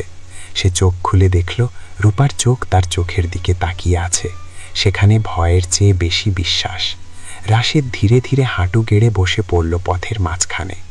আমি দৌড়াবো না, আমি স্থির থাকব। যদি এটা সত্যি হয় তবে আমার বিশ্বাস তাকে রক্ষা করবে। আগুনের শিখা হঠাৎ তীব্র হয়ে উঠল। চারপাশ আলোয় ভরে গেল। এক বিকট শব্দে সব কিছু ভেঙে পড়ল। পরের মুহূর্তে রাশেদ নিজেকে দাঁড়িয়ে থাকতে দেখল পথের শেষ প্রান্তে। আগুন নিভে গেছে, নীরবতা ফিরে এসেছে। রূপা দৌড়ে এসে তাকে জড়িয়ে ধরল। সে অক্ষত, তার শরীরে কোনো আগুনের চিহ্ন নেই। জিন সর্দার সিংহাসন থেকে উঠে দাঁড়ালেন। তার চোখে বিস্ময়, গর্ব আর গভীর চিন্তার ছাপ। আজারান এক পা পিছিয়ে গেল, তার মুখে অবিশ্বাস। সর্দার গম্ভীর কণ্ঠে বললেন, মানুষ, তুমি নির্বাক অগ্নি পার হয়েছ। তুমি নিজের ভেতরের লোভ, ভয় আর অহংকারকে জয় করেছ। রাশেদ হাঁপাতে হাঁপাতে দাঁড়িয়ে রইল। তার শরীর ক্লান্ত, কিন্তু চোখে শান্তি। কিন্তু ঠিক তখনই দরবারের ছাদে কালো মেঘ জমতে শুরু করল। বিদ্যুৎ চমকালো। এক ভয়ঙ্কর কণ্ঠ আকাশ কাঁপিয়ে উঠল, এই সিদ্ধান্ত মানা হবে না। সবাই উপরে তাকালো। জিন জগৎ দরবারের ছাদের ওপরে জমে ওঠা কালো মেঘ ক্রমশ ঘনীভূত হতে লাগল। বিদ্যুৎ চমকাচ্ছে, কিন্তু শব্দ নেই। সেই নিঃশব্দ বজ্রপাত যেন আরও ভয়ঙ্কর। নীল আগুনের স্তম্ভগুলো কেঁপে উঠছে, প্রাসাদের দেয়ালে অদ্ভুত চিহ্নগুলো জ্বলে উঠেছে। আকাশ ফেটে যেন তিনটি বিশাল ছায়ামূর্তি নেমে এলো। তারা পুরোপুরি দৃশ্যমান নয়, ধোঁয়ার মতো, অথচ পাহাড়ের মতো বিশাল। তাদের চোখ দুটো সাদা আগুনের মতো জ্বলছে। জিন সর্দার মাথা নত করলেন। রূপা ফিসফিস করে বলল, ওরা প্রাচীন পরিষদ, জিন জগতের মূল শাসক। এক গম্ভীর বহু কণ্ঠে মিশে থাকা আওয়াজ চারদিকে প্রতিধ্বনিত হল, নিয়ম ভাঙা হয়েছে। আজরান সঙ্গে সঙ্গে সামনে এগিয়ে এলো। প্রাচীনগণ, একজন মানুষকে নির্বাক অগ্নি পার হতে দেওয়া হয়েছে। এটা আমাদের ইতিহাসে হয়নি কখনো। রাশেদ দাঁড়িয়ে আছে রূপার হাত ধরে। তার শরীর ক্লান্ত, কিন্তু চোখ স্থির। পরিষদের কণ্ঠ আবার গর্জে উঠল, মানুষ, তুমি সাহস দেখিয়েছ, কিন্তু সাহসী যথেষ্ট নয়। দুই জগতের মিলন ভারসাম্য ভেঙে দিতে পারে। জিন সর্দার এবার মাথা তুলে বললেন, সে পরীক্ষায় উত্তীর্ণ হয়েছে, আমি তাকে কথা দিয়েছি। এক মুহূর্তের জন্য দরবারে নিস্তব্ধতা। তারপর পরিষদের এক ছায়া বলল, কথা ব্যক্তিগত হতে পারে, কিন্তু আইন সর্বজনীন। রূপা এগিয়ে এসে কাঁপা গলায় বলল, আমি তাকে ভালোবাসি। আমি স্বেচ্ছায় মানুষের জগতে যেতে চাই। ছায়াগুলোর ভেতর অদ্ভুত আলোড়ন দেখা গেল। তুমি শক্তির আধার, তোমার উপস্থিতিতে অগ্নি শান্ত থাকে। তুমি গেলে জিন জগতে অস্থিরতা সৃষ্টি হবে। রাশিদ প্রথমবার পরিষদের দিকে সরাসরি তাকালো। যদি তার শক্তি ভারসাম্য রক্ষা করে, তবে সেই ভারসাম্য কি শুধুই ভয় দিয়ে টিকে আছে? ভালোবাসা কি শক্তি হতে পারে না? এই সাহসী কথায় দরবার কেঁপে উঠল। আজরান দাঁত চেপে বলল, চুপ কর, তুমি আমাদের নিয়ম শেখাবে? পরিষদের কণ্ঠ এবার গভীরতর হল। মানস, তুমি বড় কথা বলছ, তবে আমরা পরীক্ষা ছাড়া সিদ্ধান্ত দেব না। আকাশের মেঘ থেকে হঠাৎ এক বিশাল আলোর বৃত্ত নেমে এলো। দরবারের মাঝখানে তৈরি হলো এক স্বচ্ছ প্রাচীর। তার ভেতরে ভেসে উঠল দুই জগতের দৃশ্য। একদিকে মানুষের গ্রাম, রাশেদের কাঁচা ঘর, তার মা একা বসে আছেন, ছেলের জন্য দোয়া করছেন। অন্যদিকে জিন জগৎ, আগুনের নদী অস্থির হয়ে উঠছে, আগুনের ঢেউ আকাশ ছুঁতে চাইছে। পরিষদ বলল, দেখো, যদি রূপা চলে যায়, এই আগুন নিয়ন্ত্রণ হারাবে, বহু জিন ধ্বংস হবে। রূপার চোখ ভিজে উঠল। আমি কি তাহলে বন্দী? আমার ভালোবাসার জন্য এত প্রাণ যাবে? রাশেদের বুক ভারী হয়ে গেল। সে কি শুধু নিজের সুখের জন্য একটি জগতের ক্ষতি করবে? পরিষদ আবার বলল, তোমাদের মিলন চাইলে একটি ত্যাগ প্রয়োজন। আজরানের চোখে হঠাৎ ঝিলিক দেখা গেল। সে যেন এই কথার অপেক্ষাতেই ছিল। রাশেদ ধীরে বলল, কিসের ত্যাগ? আকাশ থেকে নেমে এলো ভয়ঙ্কর সিদ্ধান্ত। মানুষ, তুমি যদি রূপাকে চাও, তবে তোমাকে মানুষের জগৎ ছেড়ে দিতে হবে। তুমি আর মানুষ থাকবে না। তোমার আত্মা জিন জগতে বাধা পড়বে। তুমি তোমার মা, তোমার পৃথিবী সব ভুলে যাবে। রূপা চিৎকার করে উঠল, না, এটা নয়। রাশেদের মাথা ঘুরে উঠল।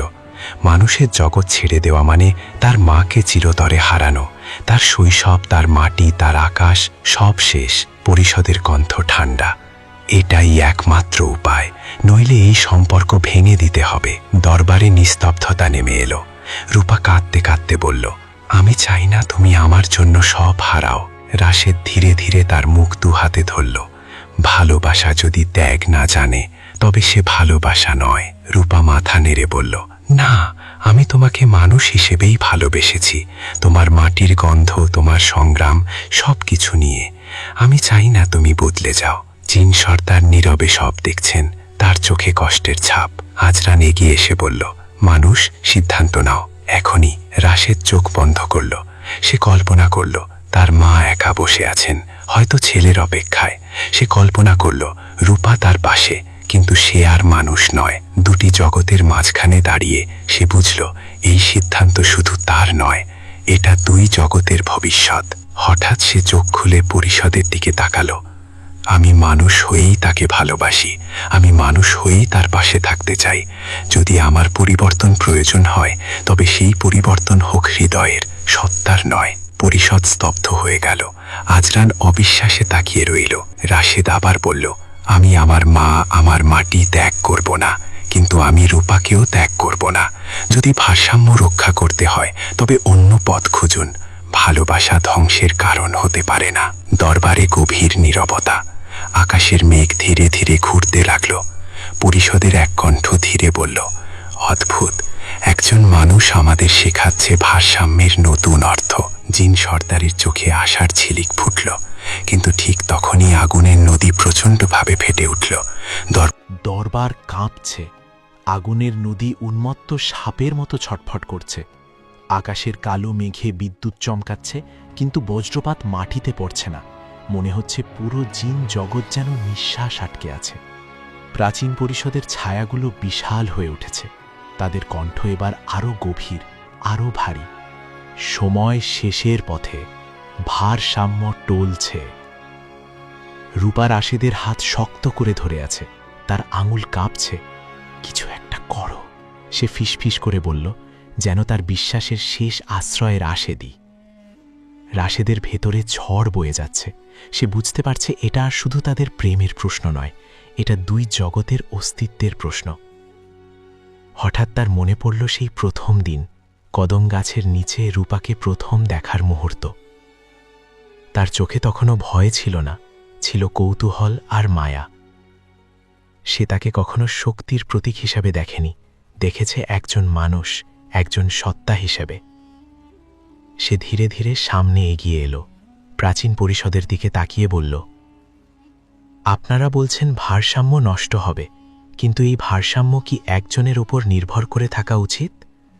দরবারে হালকা গুঞ্জন উঠল। পরিষদের এক কণ্ঠ বলল, রূপা অগ্নির ধারক, তার হৃদয়ের আলো জিন আগুনকে শান্ত রাখে। রাশেদ মাথা নত করল। তাহলে তাকে বন্দি করে রাখলে কি সে আলো চিরদিন থাকবে? তার হৃদয় যদি কষ্টে ভরে যায়, সেই আলো কি নিভে যাবে না? এই প্রশ্নে প্রাসাদের বাতাস ভারী হয়ে উঠল। জিন সর্দার ধীরে ধীরে বললেন, সে সত্য বলছে। আজরান তৎক্ষণাৎ প্রতিবাদ করল, না, আবেগ দিয়ে আইন চলে না। রাশেদ এবার সরাসরি আজরানের দিকে তাকাল। আইন যদি হৃদয়কে হত্যা করে, তবে সে আইন টেকে না। পরিষদের ছায়াগুলো নড়ে চড়ে উঠল। আগুনের নদী হঠাৎ এক মুহূর্তের জন্য শান্ত হয়ে এলো, যেন তারাও শুনছে। হঠাৎ রূপা হাঁটু গেড়ে বসে পড়ল। তার শরীর থেকে সাদা আলো বেরোতে শুরু করল। সে চোখ বন্ধ করে বলল, আমি যদি সত্যি ভারসাম্যের উৎস হই, তবে আমি নিজেই আমার শক্তিকে ভাগ করে দেব। আমি দুই জগতের মাঝে এক সেতু হব। সবাই স্তব্ধ। আজরান বিস্ময়ে বলল, এটা অসম্ভব। শক্তি ভাগ করলে তুমি দুর্বল হয়ে পড়বে। রূপা শান্ত কণ্ঠে বলল, শক্তি যদি ভালোবাসার জন্য ব্যবহার না হয়, তবে তার মূল্য কি? তার শরীর থেকে বের হওয়া আলো আকাশের দিকে উঠতে লাগল। আগুনের নদী ধীরে ধীরে স্থির হয়ে এলো। মেঘের ভেতর বিদ্যুৎ শান্ত হয়ে গেল। প্রাচীন পরিষদের কণ্ঠ এবার মৃদু। তুমি কি বুঝতে পারছো এর ফল কি হতে পারে? তুমি আর পুরোপুরি জিন থাকবে না, পুরোপুরি মানুষও না। রূপা চোখ খুলে রাশেদের দিকে তাকালো। আমি তার সাথে থাকব, কিন্তু নিজের সত্তা হারিয়ে নয়। আমি দুই জগতের মাঝখানে দাঁড়িয়ে থাকব। রাশেদের বুক কেঁপে উঠল। তুমি নিজের জন্য এই বোঝা নেবে না। রূপা মৃদু হাসল। ভালোবাসা একা তোমার ত্যাগে টিকে থাকতে পারে না। জিন সর্দারের চোখ ভিজে উঠল। তিনি প্রথমবার কন্যার দিকে পিতার দৃষ্টিতে তাকালেন। তুমি বড় হয়ে গেছ। প্রাচীন পরিষদ নীরব আলোচনায় ডুবে গেল। আকাশের ছায়াগুলো ধীরে ধীরে ছোট হতে লাগল। অবশেষে সেই বহু কণ্ঠে মিশে থাকা গম্ভীর আওয়াজ ভেসে এলো। সিদ্ধান্ত দেওয়া হলো। রূপা তার শক্তির এক অংশ জিন জগতে রেখে এক অংশ মানুষের জগতে বহন করবে। সে দুই জগতের সেতু হবে। কিন্তু দরবার আবার নিস্তব্ধ। মানুষ রাশেদকে শপথ করতে হবে, সে কখনো এই শক্তিকে নিজের স্বার্থে ব্যবহার করবে না। রাশেদ এক মুহূর্তও দেরি করল না। সে হাঁটু গেড়ে বসে বলল, আমি শপথ করছি। আমি তাকে ভালোবাসি তার হৃদয়ের জন্য, শক্তির জন্য নয়। আজরান দাঁড়িয়ে আছে, তার চোখে রাগ আর পরাজয়ের মিশ্র ছাপ। সে ফিসফিস করে বলল, এই সিদ্ধান্তের ফল ভালো হবে না। কিন্তু এবার কেউ তার কথা শুনল না। রূপার শরীর থেকে আলো ধীরে ধীরে স্থির হয়ে এলো। তার চেহারা বদলে গেছে সামান্য। তার চোখে এখন আগুনের হালকা আভা, কিন্তু মুখে মানুষের কোমলতা। প্রাচীন পরিষদের ছায়াগুলো ধীরে ধীরে আকাশে মিলিয়ে গেল। মেঘ সরে গেল। আগুনের নদী শান্ত। জিন সর্দার সামনে এসে দাঁড়ালেন। তিনি রাশেদের দিকে তাকিয়ে বললেন, আজ থেকে তুমি শুধু মানুষ নও, তুমি আমাদের আস্থার অংশ। রাশেদ মাথা নত করল। আমি শুধু একজন সাধারণ মানুষ থাকতে চাই। সর্দার হালকা হাসলেন। সাধারণ মানুষের হৃদয়ে অসাধারণ শক্তি। দরবারের দরজা খুলে গেল। সামনে দেখা গেল এক আলোর পথ, যা মানুষের জগতের দিকে যাচ্ছে। রূপা রাশেদের হাত ধরল। তার চোখে এখন ভয় নেই, আছে শান্তি। কিন্তু যখন তারা সেই আলোর পথে পা বাড়াতে যাবে, ঠিক তখনই দরবারের এক কোণ থেকে আজরানের ঠান্ডা কণ্ঠ ভেসে এলো, যুদ্ধ শেষ হয়নি। ভোরের আলো এখনো পুরোপুরি ফোটেনি। পূর্ব দিগন্তে হালকা লালচে আভা ছড়িয়ে পড়েছে। চারদিক নিস্তব্ধ। পাখিরা এখনো পুরোপুরি জেগে ওঠেনি। বাতাসে এক ধরনের অদ্ভুত ভারী অনুভূতি। আরিফ সারা রাত ঘুমাতে পারেনি। পরীকে হারানোর ভয়, জিন সর্দারের অভিশাপ, নিজের অসহায়ত্ব, সব মিলিয়ে তার বুকটা যেন পাথর হয়ে আছে। হঠাৎ দরজায় ধীরে ধীরে টোকা পড়ল। টোকাটা ছিল খুব হালকা, কিন্তু সেই শব্দে আরিফের বুক ধড়ফড় করে উঠল। সে দরজা খুলতেই দেখল সামনে দাঁড়িয়ে আছে এক অচেনা বৃদ্ধ ফকির। সাদা লম্বা দাড়ি, মাথায় পুরনো পাগড়ি, হাতে লাঠি, চোখ দুটো অদ্ভুত শান্ত। ফকির বললেন, তুমি কি আরিফ? আরিফ অবাক হয়ে বলল, জি, আপনি কে? ফকির মৃদু হাসলেন, আমি তোমার শত্রু নই। আমি জানি তুমি কাকে ভালোবাসো। আমি জানি আজ রাতে কি হতে যাচ্ছে। আরিফের বুক কেঁপে উঠল। আপনি জানেন? তাহলে বলুন আমি কিভাবে ওকে বাঁচাবো। ফকির একটু দূরে গিয়ে বসলেন। বললেন, তোমার ভালোবাসা সত্যি, কিন্তু সত্যিকারের ভালোবাসার পরীক্ষা এখনো শেষ হয়নি। আরিফ অধীর হয়ে বলল, আমি যে কোনো পরীক্ষা দিতে রাজি। ফকির ধীরে বললেন, আজ রাতে পূর্ণিমা। ঠিক মধ্যরাতে জিন সর্দার শেষ শক্তি দিয়ে পরীকে নিয়ে যাওয়ার চেষ্টা করবে। তুমি যদি তাকে থামাতে চাও, তাহলে তোমাকে তোমার প্রাণের ভয় ভুলে এক কাজ করতে হবে। কি কাজ? গ্রামের পশ্চিম প্রান্তে যে পুরনো বটগাছটা আছে, তার নিচে একটা পুরনো কবর আছে। সেই কবরের ভেতর লুকানো আছে নূরের তাবিজ। সেটা যদি তুমি এনে পরীর গলায় পরাতে পারো, তাহলে কোনো জিন, কোনো অশুভ শক্তি তাকে ছুঁতে পারবে না। আরিফ চমকে উঠল, কিন্তু কবর খুলব কিভাবে? আর এটা কি ঠিক হবে? ফকির বললেন, ওটা সাধারণ কবর নয়। ওখানে এক দরবেশকে দাফন করা হয়েছিল, যিনি মানুষ আর জিনের মাঝখানে শান্তির বার্তা নিয়ে এসেছিলেন। তার অনুমতি ছাড়া কেউ তাবিজ পাবে না। তুমি যদি সত্যি ভালোবাসো, দরবেশের আত্মা নিজেই পথ খুলে দেবে। এই বলে ফকির উঠে দাঁড়ালেন। আরিফ বলল, আপনি কে? আপনার নামটা তো বলুন। ফকির মৃদু হাসলেন, যে ভালোবাসার পথে চলে সে একা থাকে না। এই বলে তিনি চলে গেলেন। মুহূর্তের মধ্যেই কুয়াশার ভেতর মিলিয়ে গেলেন। আরিফ বুঝতে পারল এটা সাধারণ মানুষ নয়, আল্লাহর পাঠানো কোনো সাহায্য হয়তো। সে দেরি করল না। দুপুর পর্যন্ত অপেক্ষা না করে বিকেলের আগেই পশ্চিম প্রান্তের দিকে রওনা দিল। পুরনো বটগাছটা অনেক দূর থেকেই দেখা যায়। গাছটা যেন শত বছরের সাক্ষী। তার শেকড়গুলো মাটির উপর ছড়িয়ে আছে সাপের মতো। কবরটা ছিল গাছের ঠিক পেছনে। ছোট্ট মাটির ঢিবি, উপরে কোনো নাম নেই। আরিফ ধীরে ধীরে এগিয়ে গেল। তার বুক কাঁপছে। সে হাত তুলে বলল, হে আল্লাহ, যদি আমার ভালোবাসা সত্যি হয়, যদি আমি কোনো অন্যায় না করে থাকি, তাহলে আমাকে সাহায্য করুন। হঠাৎ বাতাস জোরে বইতে শুরু করল। গাছের পাতা কাঁপতে লাগল। আকাশে কালো মেঘ জমল। কবরের মাটি নিজে থেকেই ফেটে গেল। আরিফ হতবাক হয়ে দাঁড়িয়ে রইল। মাটির ভেতর থেকে একটা ছোট কাঠের বাক্স বেরিয়ে এলো। বাক্সটা পুরনো, কিন্তু তার চারপাশে হালকা সোনালি আলো জ্বলছে। আরিফ কাঁপা হাতে বাক্সটা তুলল। ঠিক তখনই এক গম্ভীর কণ্ঠ ভেসে এলো, মানুষের ছেলে, তুমি কেন এই তাবিজ নিতে চাও? চারদিক তাকিয়ে সে কাউকে দেখতে পেল না। আমি আমার প্রিয় মানুষটাকে বাঁচাতে চাই। আমি তাকে ছাড়া বাঁচতে পারবো না। আমি তাকে কোনো শক্তির হাতে হারাতে চাই না। কণ্ঠ আবার বলল, ভালোবাসা মানে কি শুধু পাওয়া?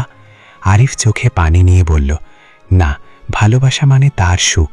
সে যদি আমার পাশে না থেকেও সুখে থাকে, তবুও আমি খুশি। কিন্তু তাকে জোর করে নিয়ে যাওয়া অন্যায়। আমি শুধু অন্যায়ের বিরুদ্ধে দাঁড়াতে চাই। কিছুক্ষণ নিস্তব্ধতা। তারপর কণ্ঠটা নরম হয়ে গেল, তোমার মন পরিষ্কার, তাবিজ তোমার, কিন্তু মনে রেখো, এটা শক্তি নয়, এটা বিশ্বাসের প্রতীক। বিশ্বাস ভেঙে গেলে তাবিজও কাজ করবে না। হঠাৎ আলোটা উজ্জ্বল হয়ে আবার নিভে গেল। সব কিছু স্বাভাবিক। আরিফ বাক্স খুলে দেখল ভেতরে এক ছোট রূপার তাবিজ, মাঝখানে নীল পাথর বসানো। তাবিজটা হাতে নিতেই তার শরীর জুড়ে এক ধরনের শান্তি নেমে এলো। সে তাড়াতাড়ি বাড়ির দিকে ফিরল। রাত ঘনিয়ে এলো, পূর্ণিমার চাঁদ আকাশে উঠেছে, চারদিক সাদা আলোয় ভরে গেছে। পরী চুপচাপ উঠোনে দাঁড়িয়ে, তার চোখে ভয়। আজ ওরা আসবে। আরিফ এগিয়ে এসে বলল, আমি আছি। ঠিক তখনই আকাশ কালো হয়ে গেল, চাঁদের আলো ম্লান হয়ে গেল। হঠাৎ চারদিক ঘূর্ণিঝড়ের মতো ঘুরতে লাগল।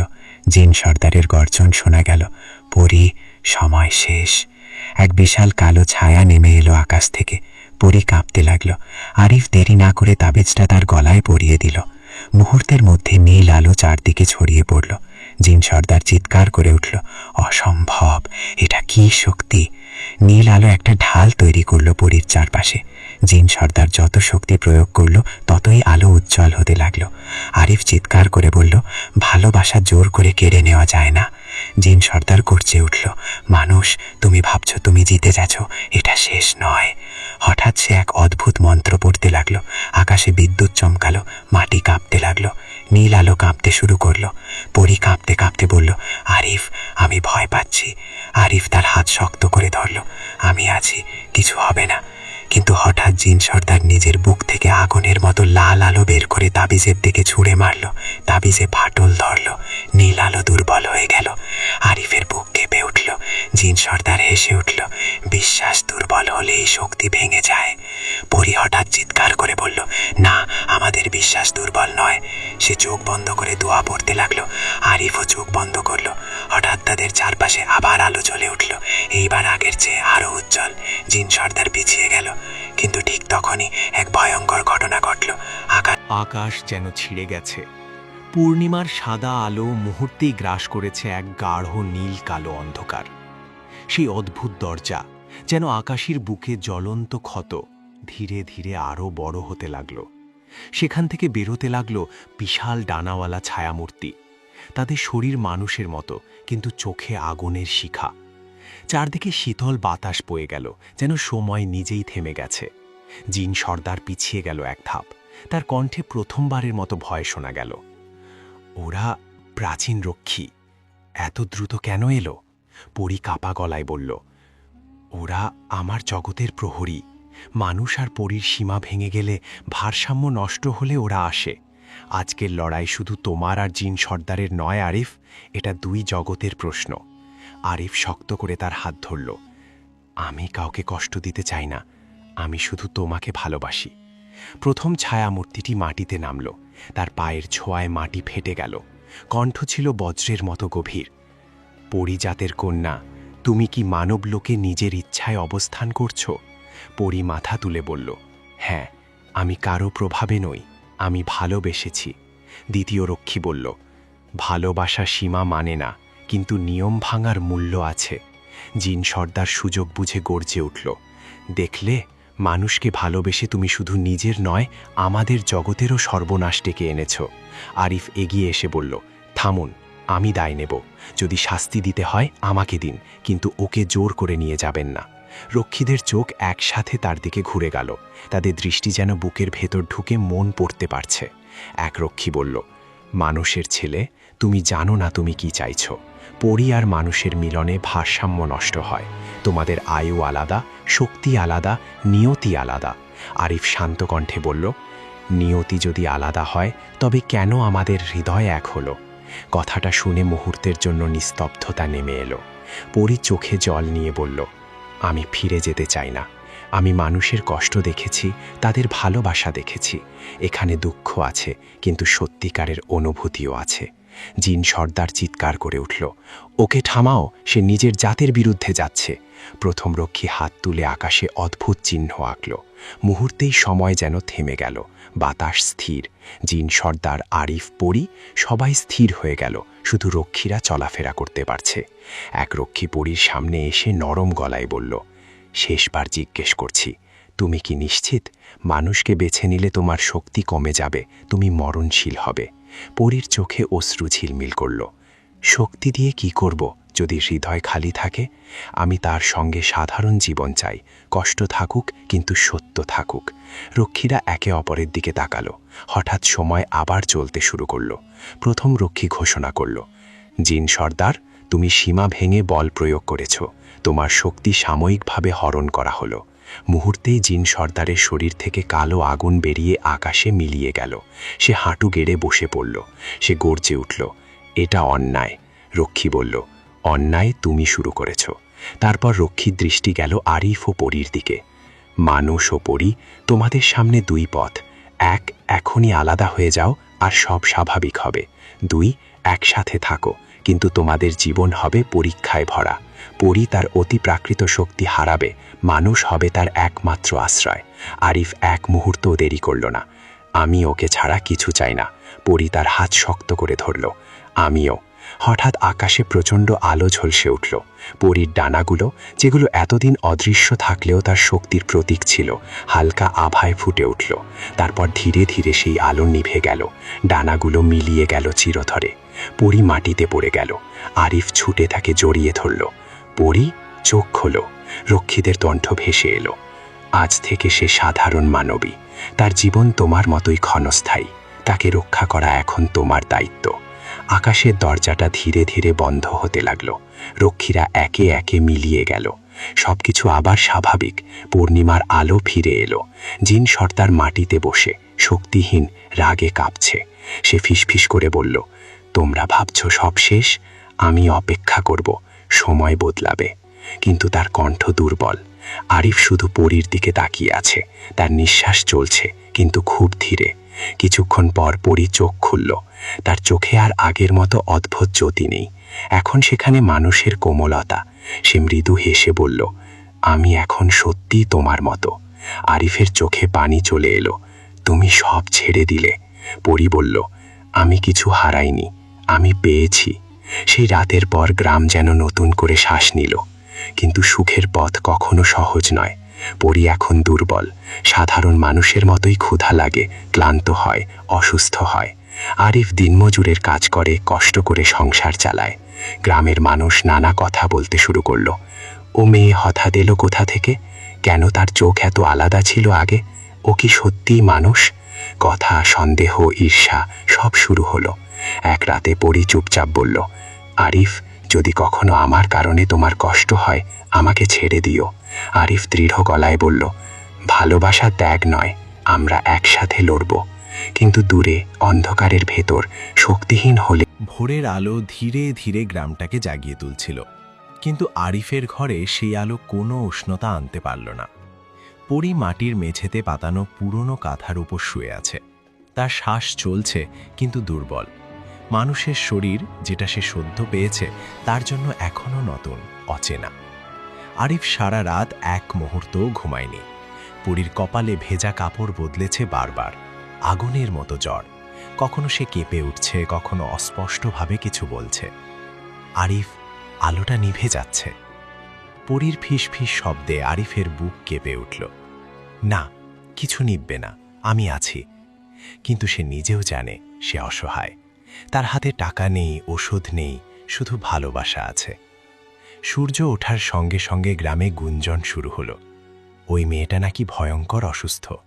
শোনা যাচ্ছে ও নাকি মানুষ না। আরিফ সর্বনাশ ডেকে এনেছে। কেউ কেউ করুণায় তাকায়, কেউ ভয় পায়, কেউ সুযোগ খোঁজে। আরিফ পাশের বাড়ির কাদে চাচার কাছে গেল। চাচা, একটু সাহায্য করবেন? পরী খুব অসুস্থ। কাদে চাচা মাথা নেড়ে বললেন, বাবা, আমি চাই সাহায্য করতে, কিন্তু গ্রামের লোকেরা ভয় পাচ্ছে।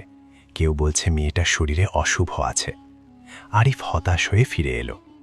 বেলা বাড়ার সঙ্গে সঙ্গে পরীর অবস্থা খারাপ হতে লাগল। তার ঠোঁট শুকিয়ে গেছে, চোখ হাত খোলা। হঠাৎ সে আরিফের হাত চেপে ধরল। আমার কথা শোনো, যদি কিছু হয়ে যায়। চুপ করো, আরিফ কাপা গলায় বলল, এরকম কথা বলো না। পরী কষ্ট করে হাসল। আমি জানতাম মানুষের জীবন কঠিন, কিন্তু তোমার পাশে থাকলে এই কষ্টও সুন্দর। এই কথার মধ্যেই বাইরে হইচই শুরু হলো। ও মেয়েটাকে বের করো, গ্রামে অশান্তি ছড়াচ্ছে। কিছু লোক লাঠি সোটা নিয়ে আরিফের উঠোনে ঢুকে পড়ল।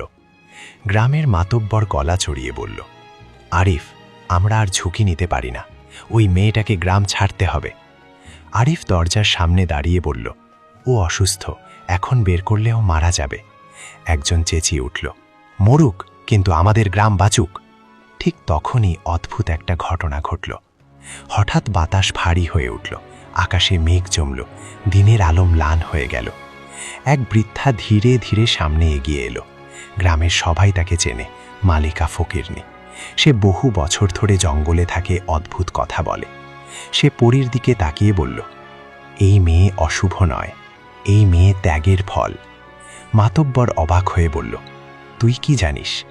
ফকিরনি ধীরে বলল, যে নিজের শক্তি ছেড়ে ভালোবাসাকে বেছে নেয় সে অশুভ হয় না। কিন্তু পরীক্ষা শেষ হয়নি।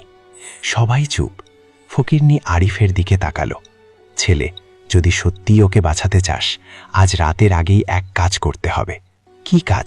আরিফের চোখ জ্বলজ্বল করল। পরী তার শক্তি হারিয়েছে, কিন্তু তার আত্মার বন্ধন এখনও ভাঙেনি। জিন সর্দার দুর্বল হলেও পুরোপুরি শেষ হয়নি। এই জ্বর তার শেষ চেষ্টা। আজ সূর্যাস্তের আগে যদি মানতের পানি এনে তাকে খাওয়াতে পারিস, সে বাঁচবে। মানতের পানি কোথায়? ফকিরনি আকাশের দিকে তাকালো।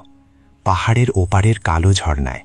সূর্যাস্তের আগে পৌঁছাতে না পারলে সব শেষ। এই কথা বলেই সে চলে গেল। গ্রামের লোকেরা ভয়ে পিছিয়ে গেল, কেউ আর বাধা দিল না। আরিফ এক মুহূর্ত দেরি করল না। পরীর কপালে শেষবারের মতো হাত রেখে বলল, আমি ফিরে আসব, তুমি অপেক্ষা করো। সে দৌড়াতে শুরু করল। পাহাড়ের পথ কঠিন, পা কেটে যাচ্ছে, নিঃশ্বাস ভারী, কিন্তু সে থামছে না। দূরে কালো ঝর্ণার গর্জন শোনা যাচ্ছে। ঠিক তখনই অদৃশ্য অন্ধকারের ভেতর এক দুর্বল কিন্তু কুটিল হাসি ভেসে এলো। দৌড়াও মানুষ, সময় খুব কম। জিন সর্দারের কণ্ঠ। আরিফ দাঁত চেপে দৌড়ালো। সূর্য ধীরে ধীরে হেলে পড়ছে। ঝর্ণা সামনে, কিন্তু ঝর্ণার সামনে দাঁড়িয়ে আছে এক ছায়ামূর্তি। আগের চেয়ে দুর্বল, কিন্তু এখনো। সূর্য ঠিক পশ্চিম আকাশে হেলে পড়েছে। লালচে আলো পাহাড়ের গায়ে আগুনের মতো ছলমল করছে। কালো ঝর্ণার গর্জন যেন সময়ের শেষ ঘণ্টা বাজাচ্ছে। ঝর্ণার সামনে দাঁড়িয়ে আরিফ, তার বুক ধড়ফড় করছে।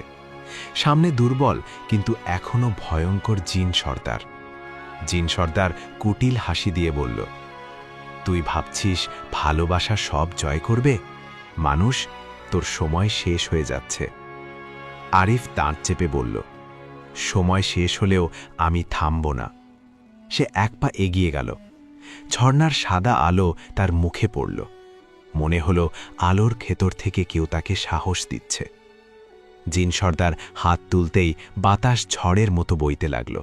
পাথর উঠছে, গাছ দুলছে। কিন্তু আরিফ চোখ বন্ধ করে শুধু একটা কথাই বলল, হে আল্লাহ, যদি আমার ভালোবাসা সত্যি হয়, আমাকে শক্তি দিন। হঠাৎ ঝর্ণার পানি প্রবলভাবে জ্বলে উঠল। কালো রং সরে গিয়ে স্বচ্ছ আলো বেরিয়ে এলো। জিন সর্দার চিৎকার করে উঠল, না, এটা হতে পারে না। আলোর ঝলক তাকে পিছনে ছুঁড়ে ফেলল। সে মাটিতে পড়ে কাঁপতে লাগল। তার শক্তি পুরোপুরি ভেঙে যাচ্ছে। আরিফ সুযোগ বুঝে ঝর্ণার পানি হাতে ভরে ছোট বোতলে নিল। সূর্য প্রায় অস্ত যাচ্ছে। সে পাগলের মতো দৌড়াতে লাগল। পাহাড়, কাঁটা, পাথর কিছুই তাকে থামাতে পারল না। গ্রামে পৌঁছাতে পৌঁছাতে সূর্যের শেষ আলো মাটিতে পড়ছে। তার ঘরের সামনে নীরবতা, বাতাস ভারী। আরিফ ছুটে ভেতরে ঢুকল। পরী প্রায় অচেতন। সে কাঁপা হাতে পরীর ঠোঁটে পানি ছোঁয়ালো। 1 ফোঁটা, 2 ফোঁটা। হঠাৎ পরীর শরীর কেঁপে উঠল। ঘরের ভেতর নরম আলো ছড়িয়ে পড়ল। বাতাসে অদ্ভুত সুগন্ধ। পরী ধীরে ধীরে চোখ খুলল। তার চোখে এখন মানুষের কোমলতা, কিন্তু ভেতরে গভীর শান্তি। সে মৃদু হেসে বলল, তুমি ফিরেছ। আরিফ কাঁদতে কাঁদতে বলল, আমি কথা দিয়েছিলাম। ঠিক তখনই বাইরে বজ্রপাতের মতো শব্দ হল। দূরে কোথাও জিন সর্দারের শেষ আর্তচিৎকার শোনা গেল।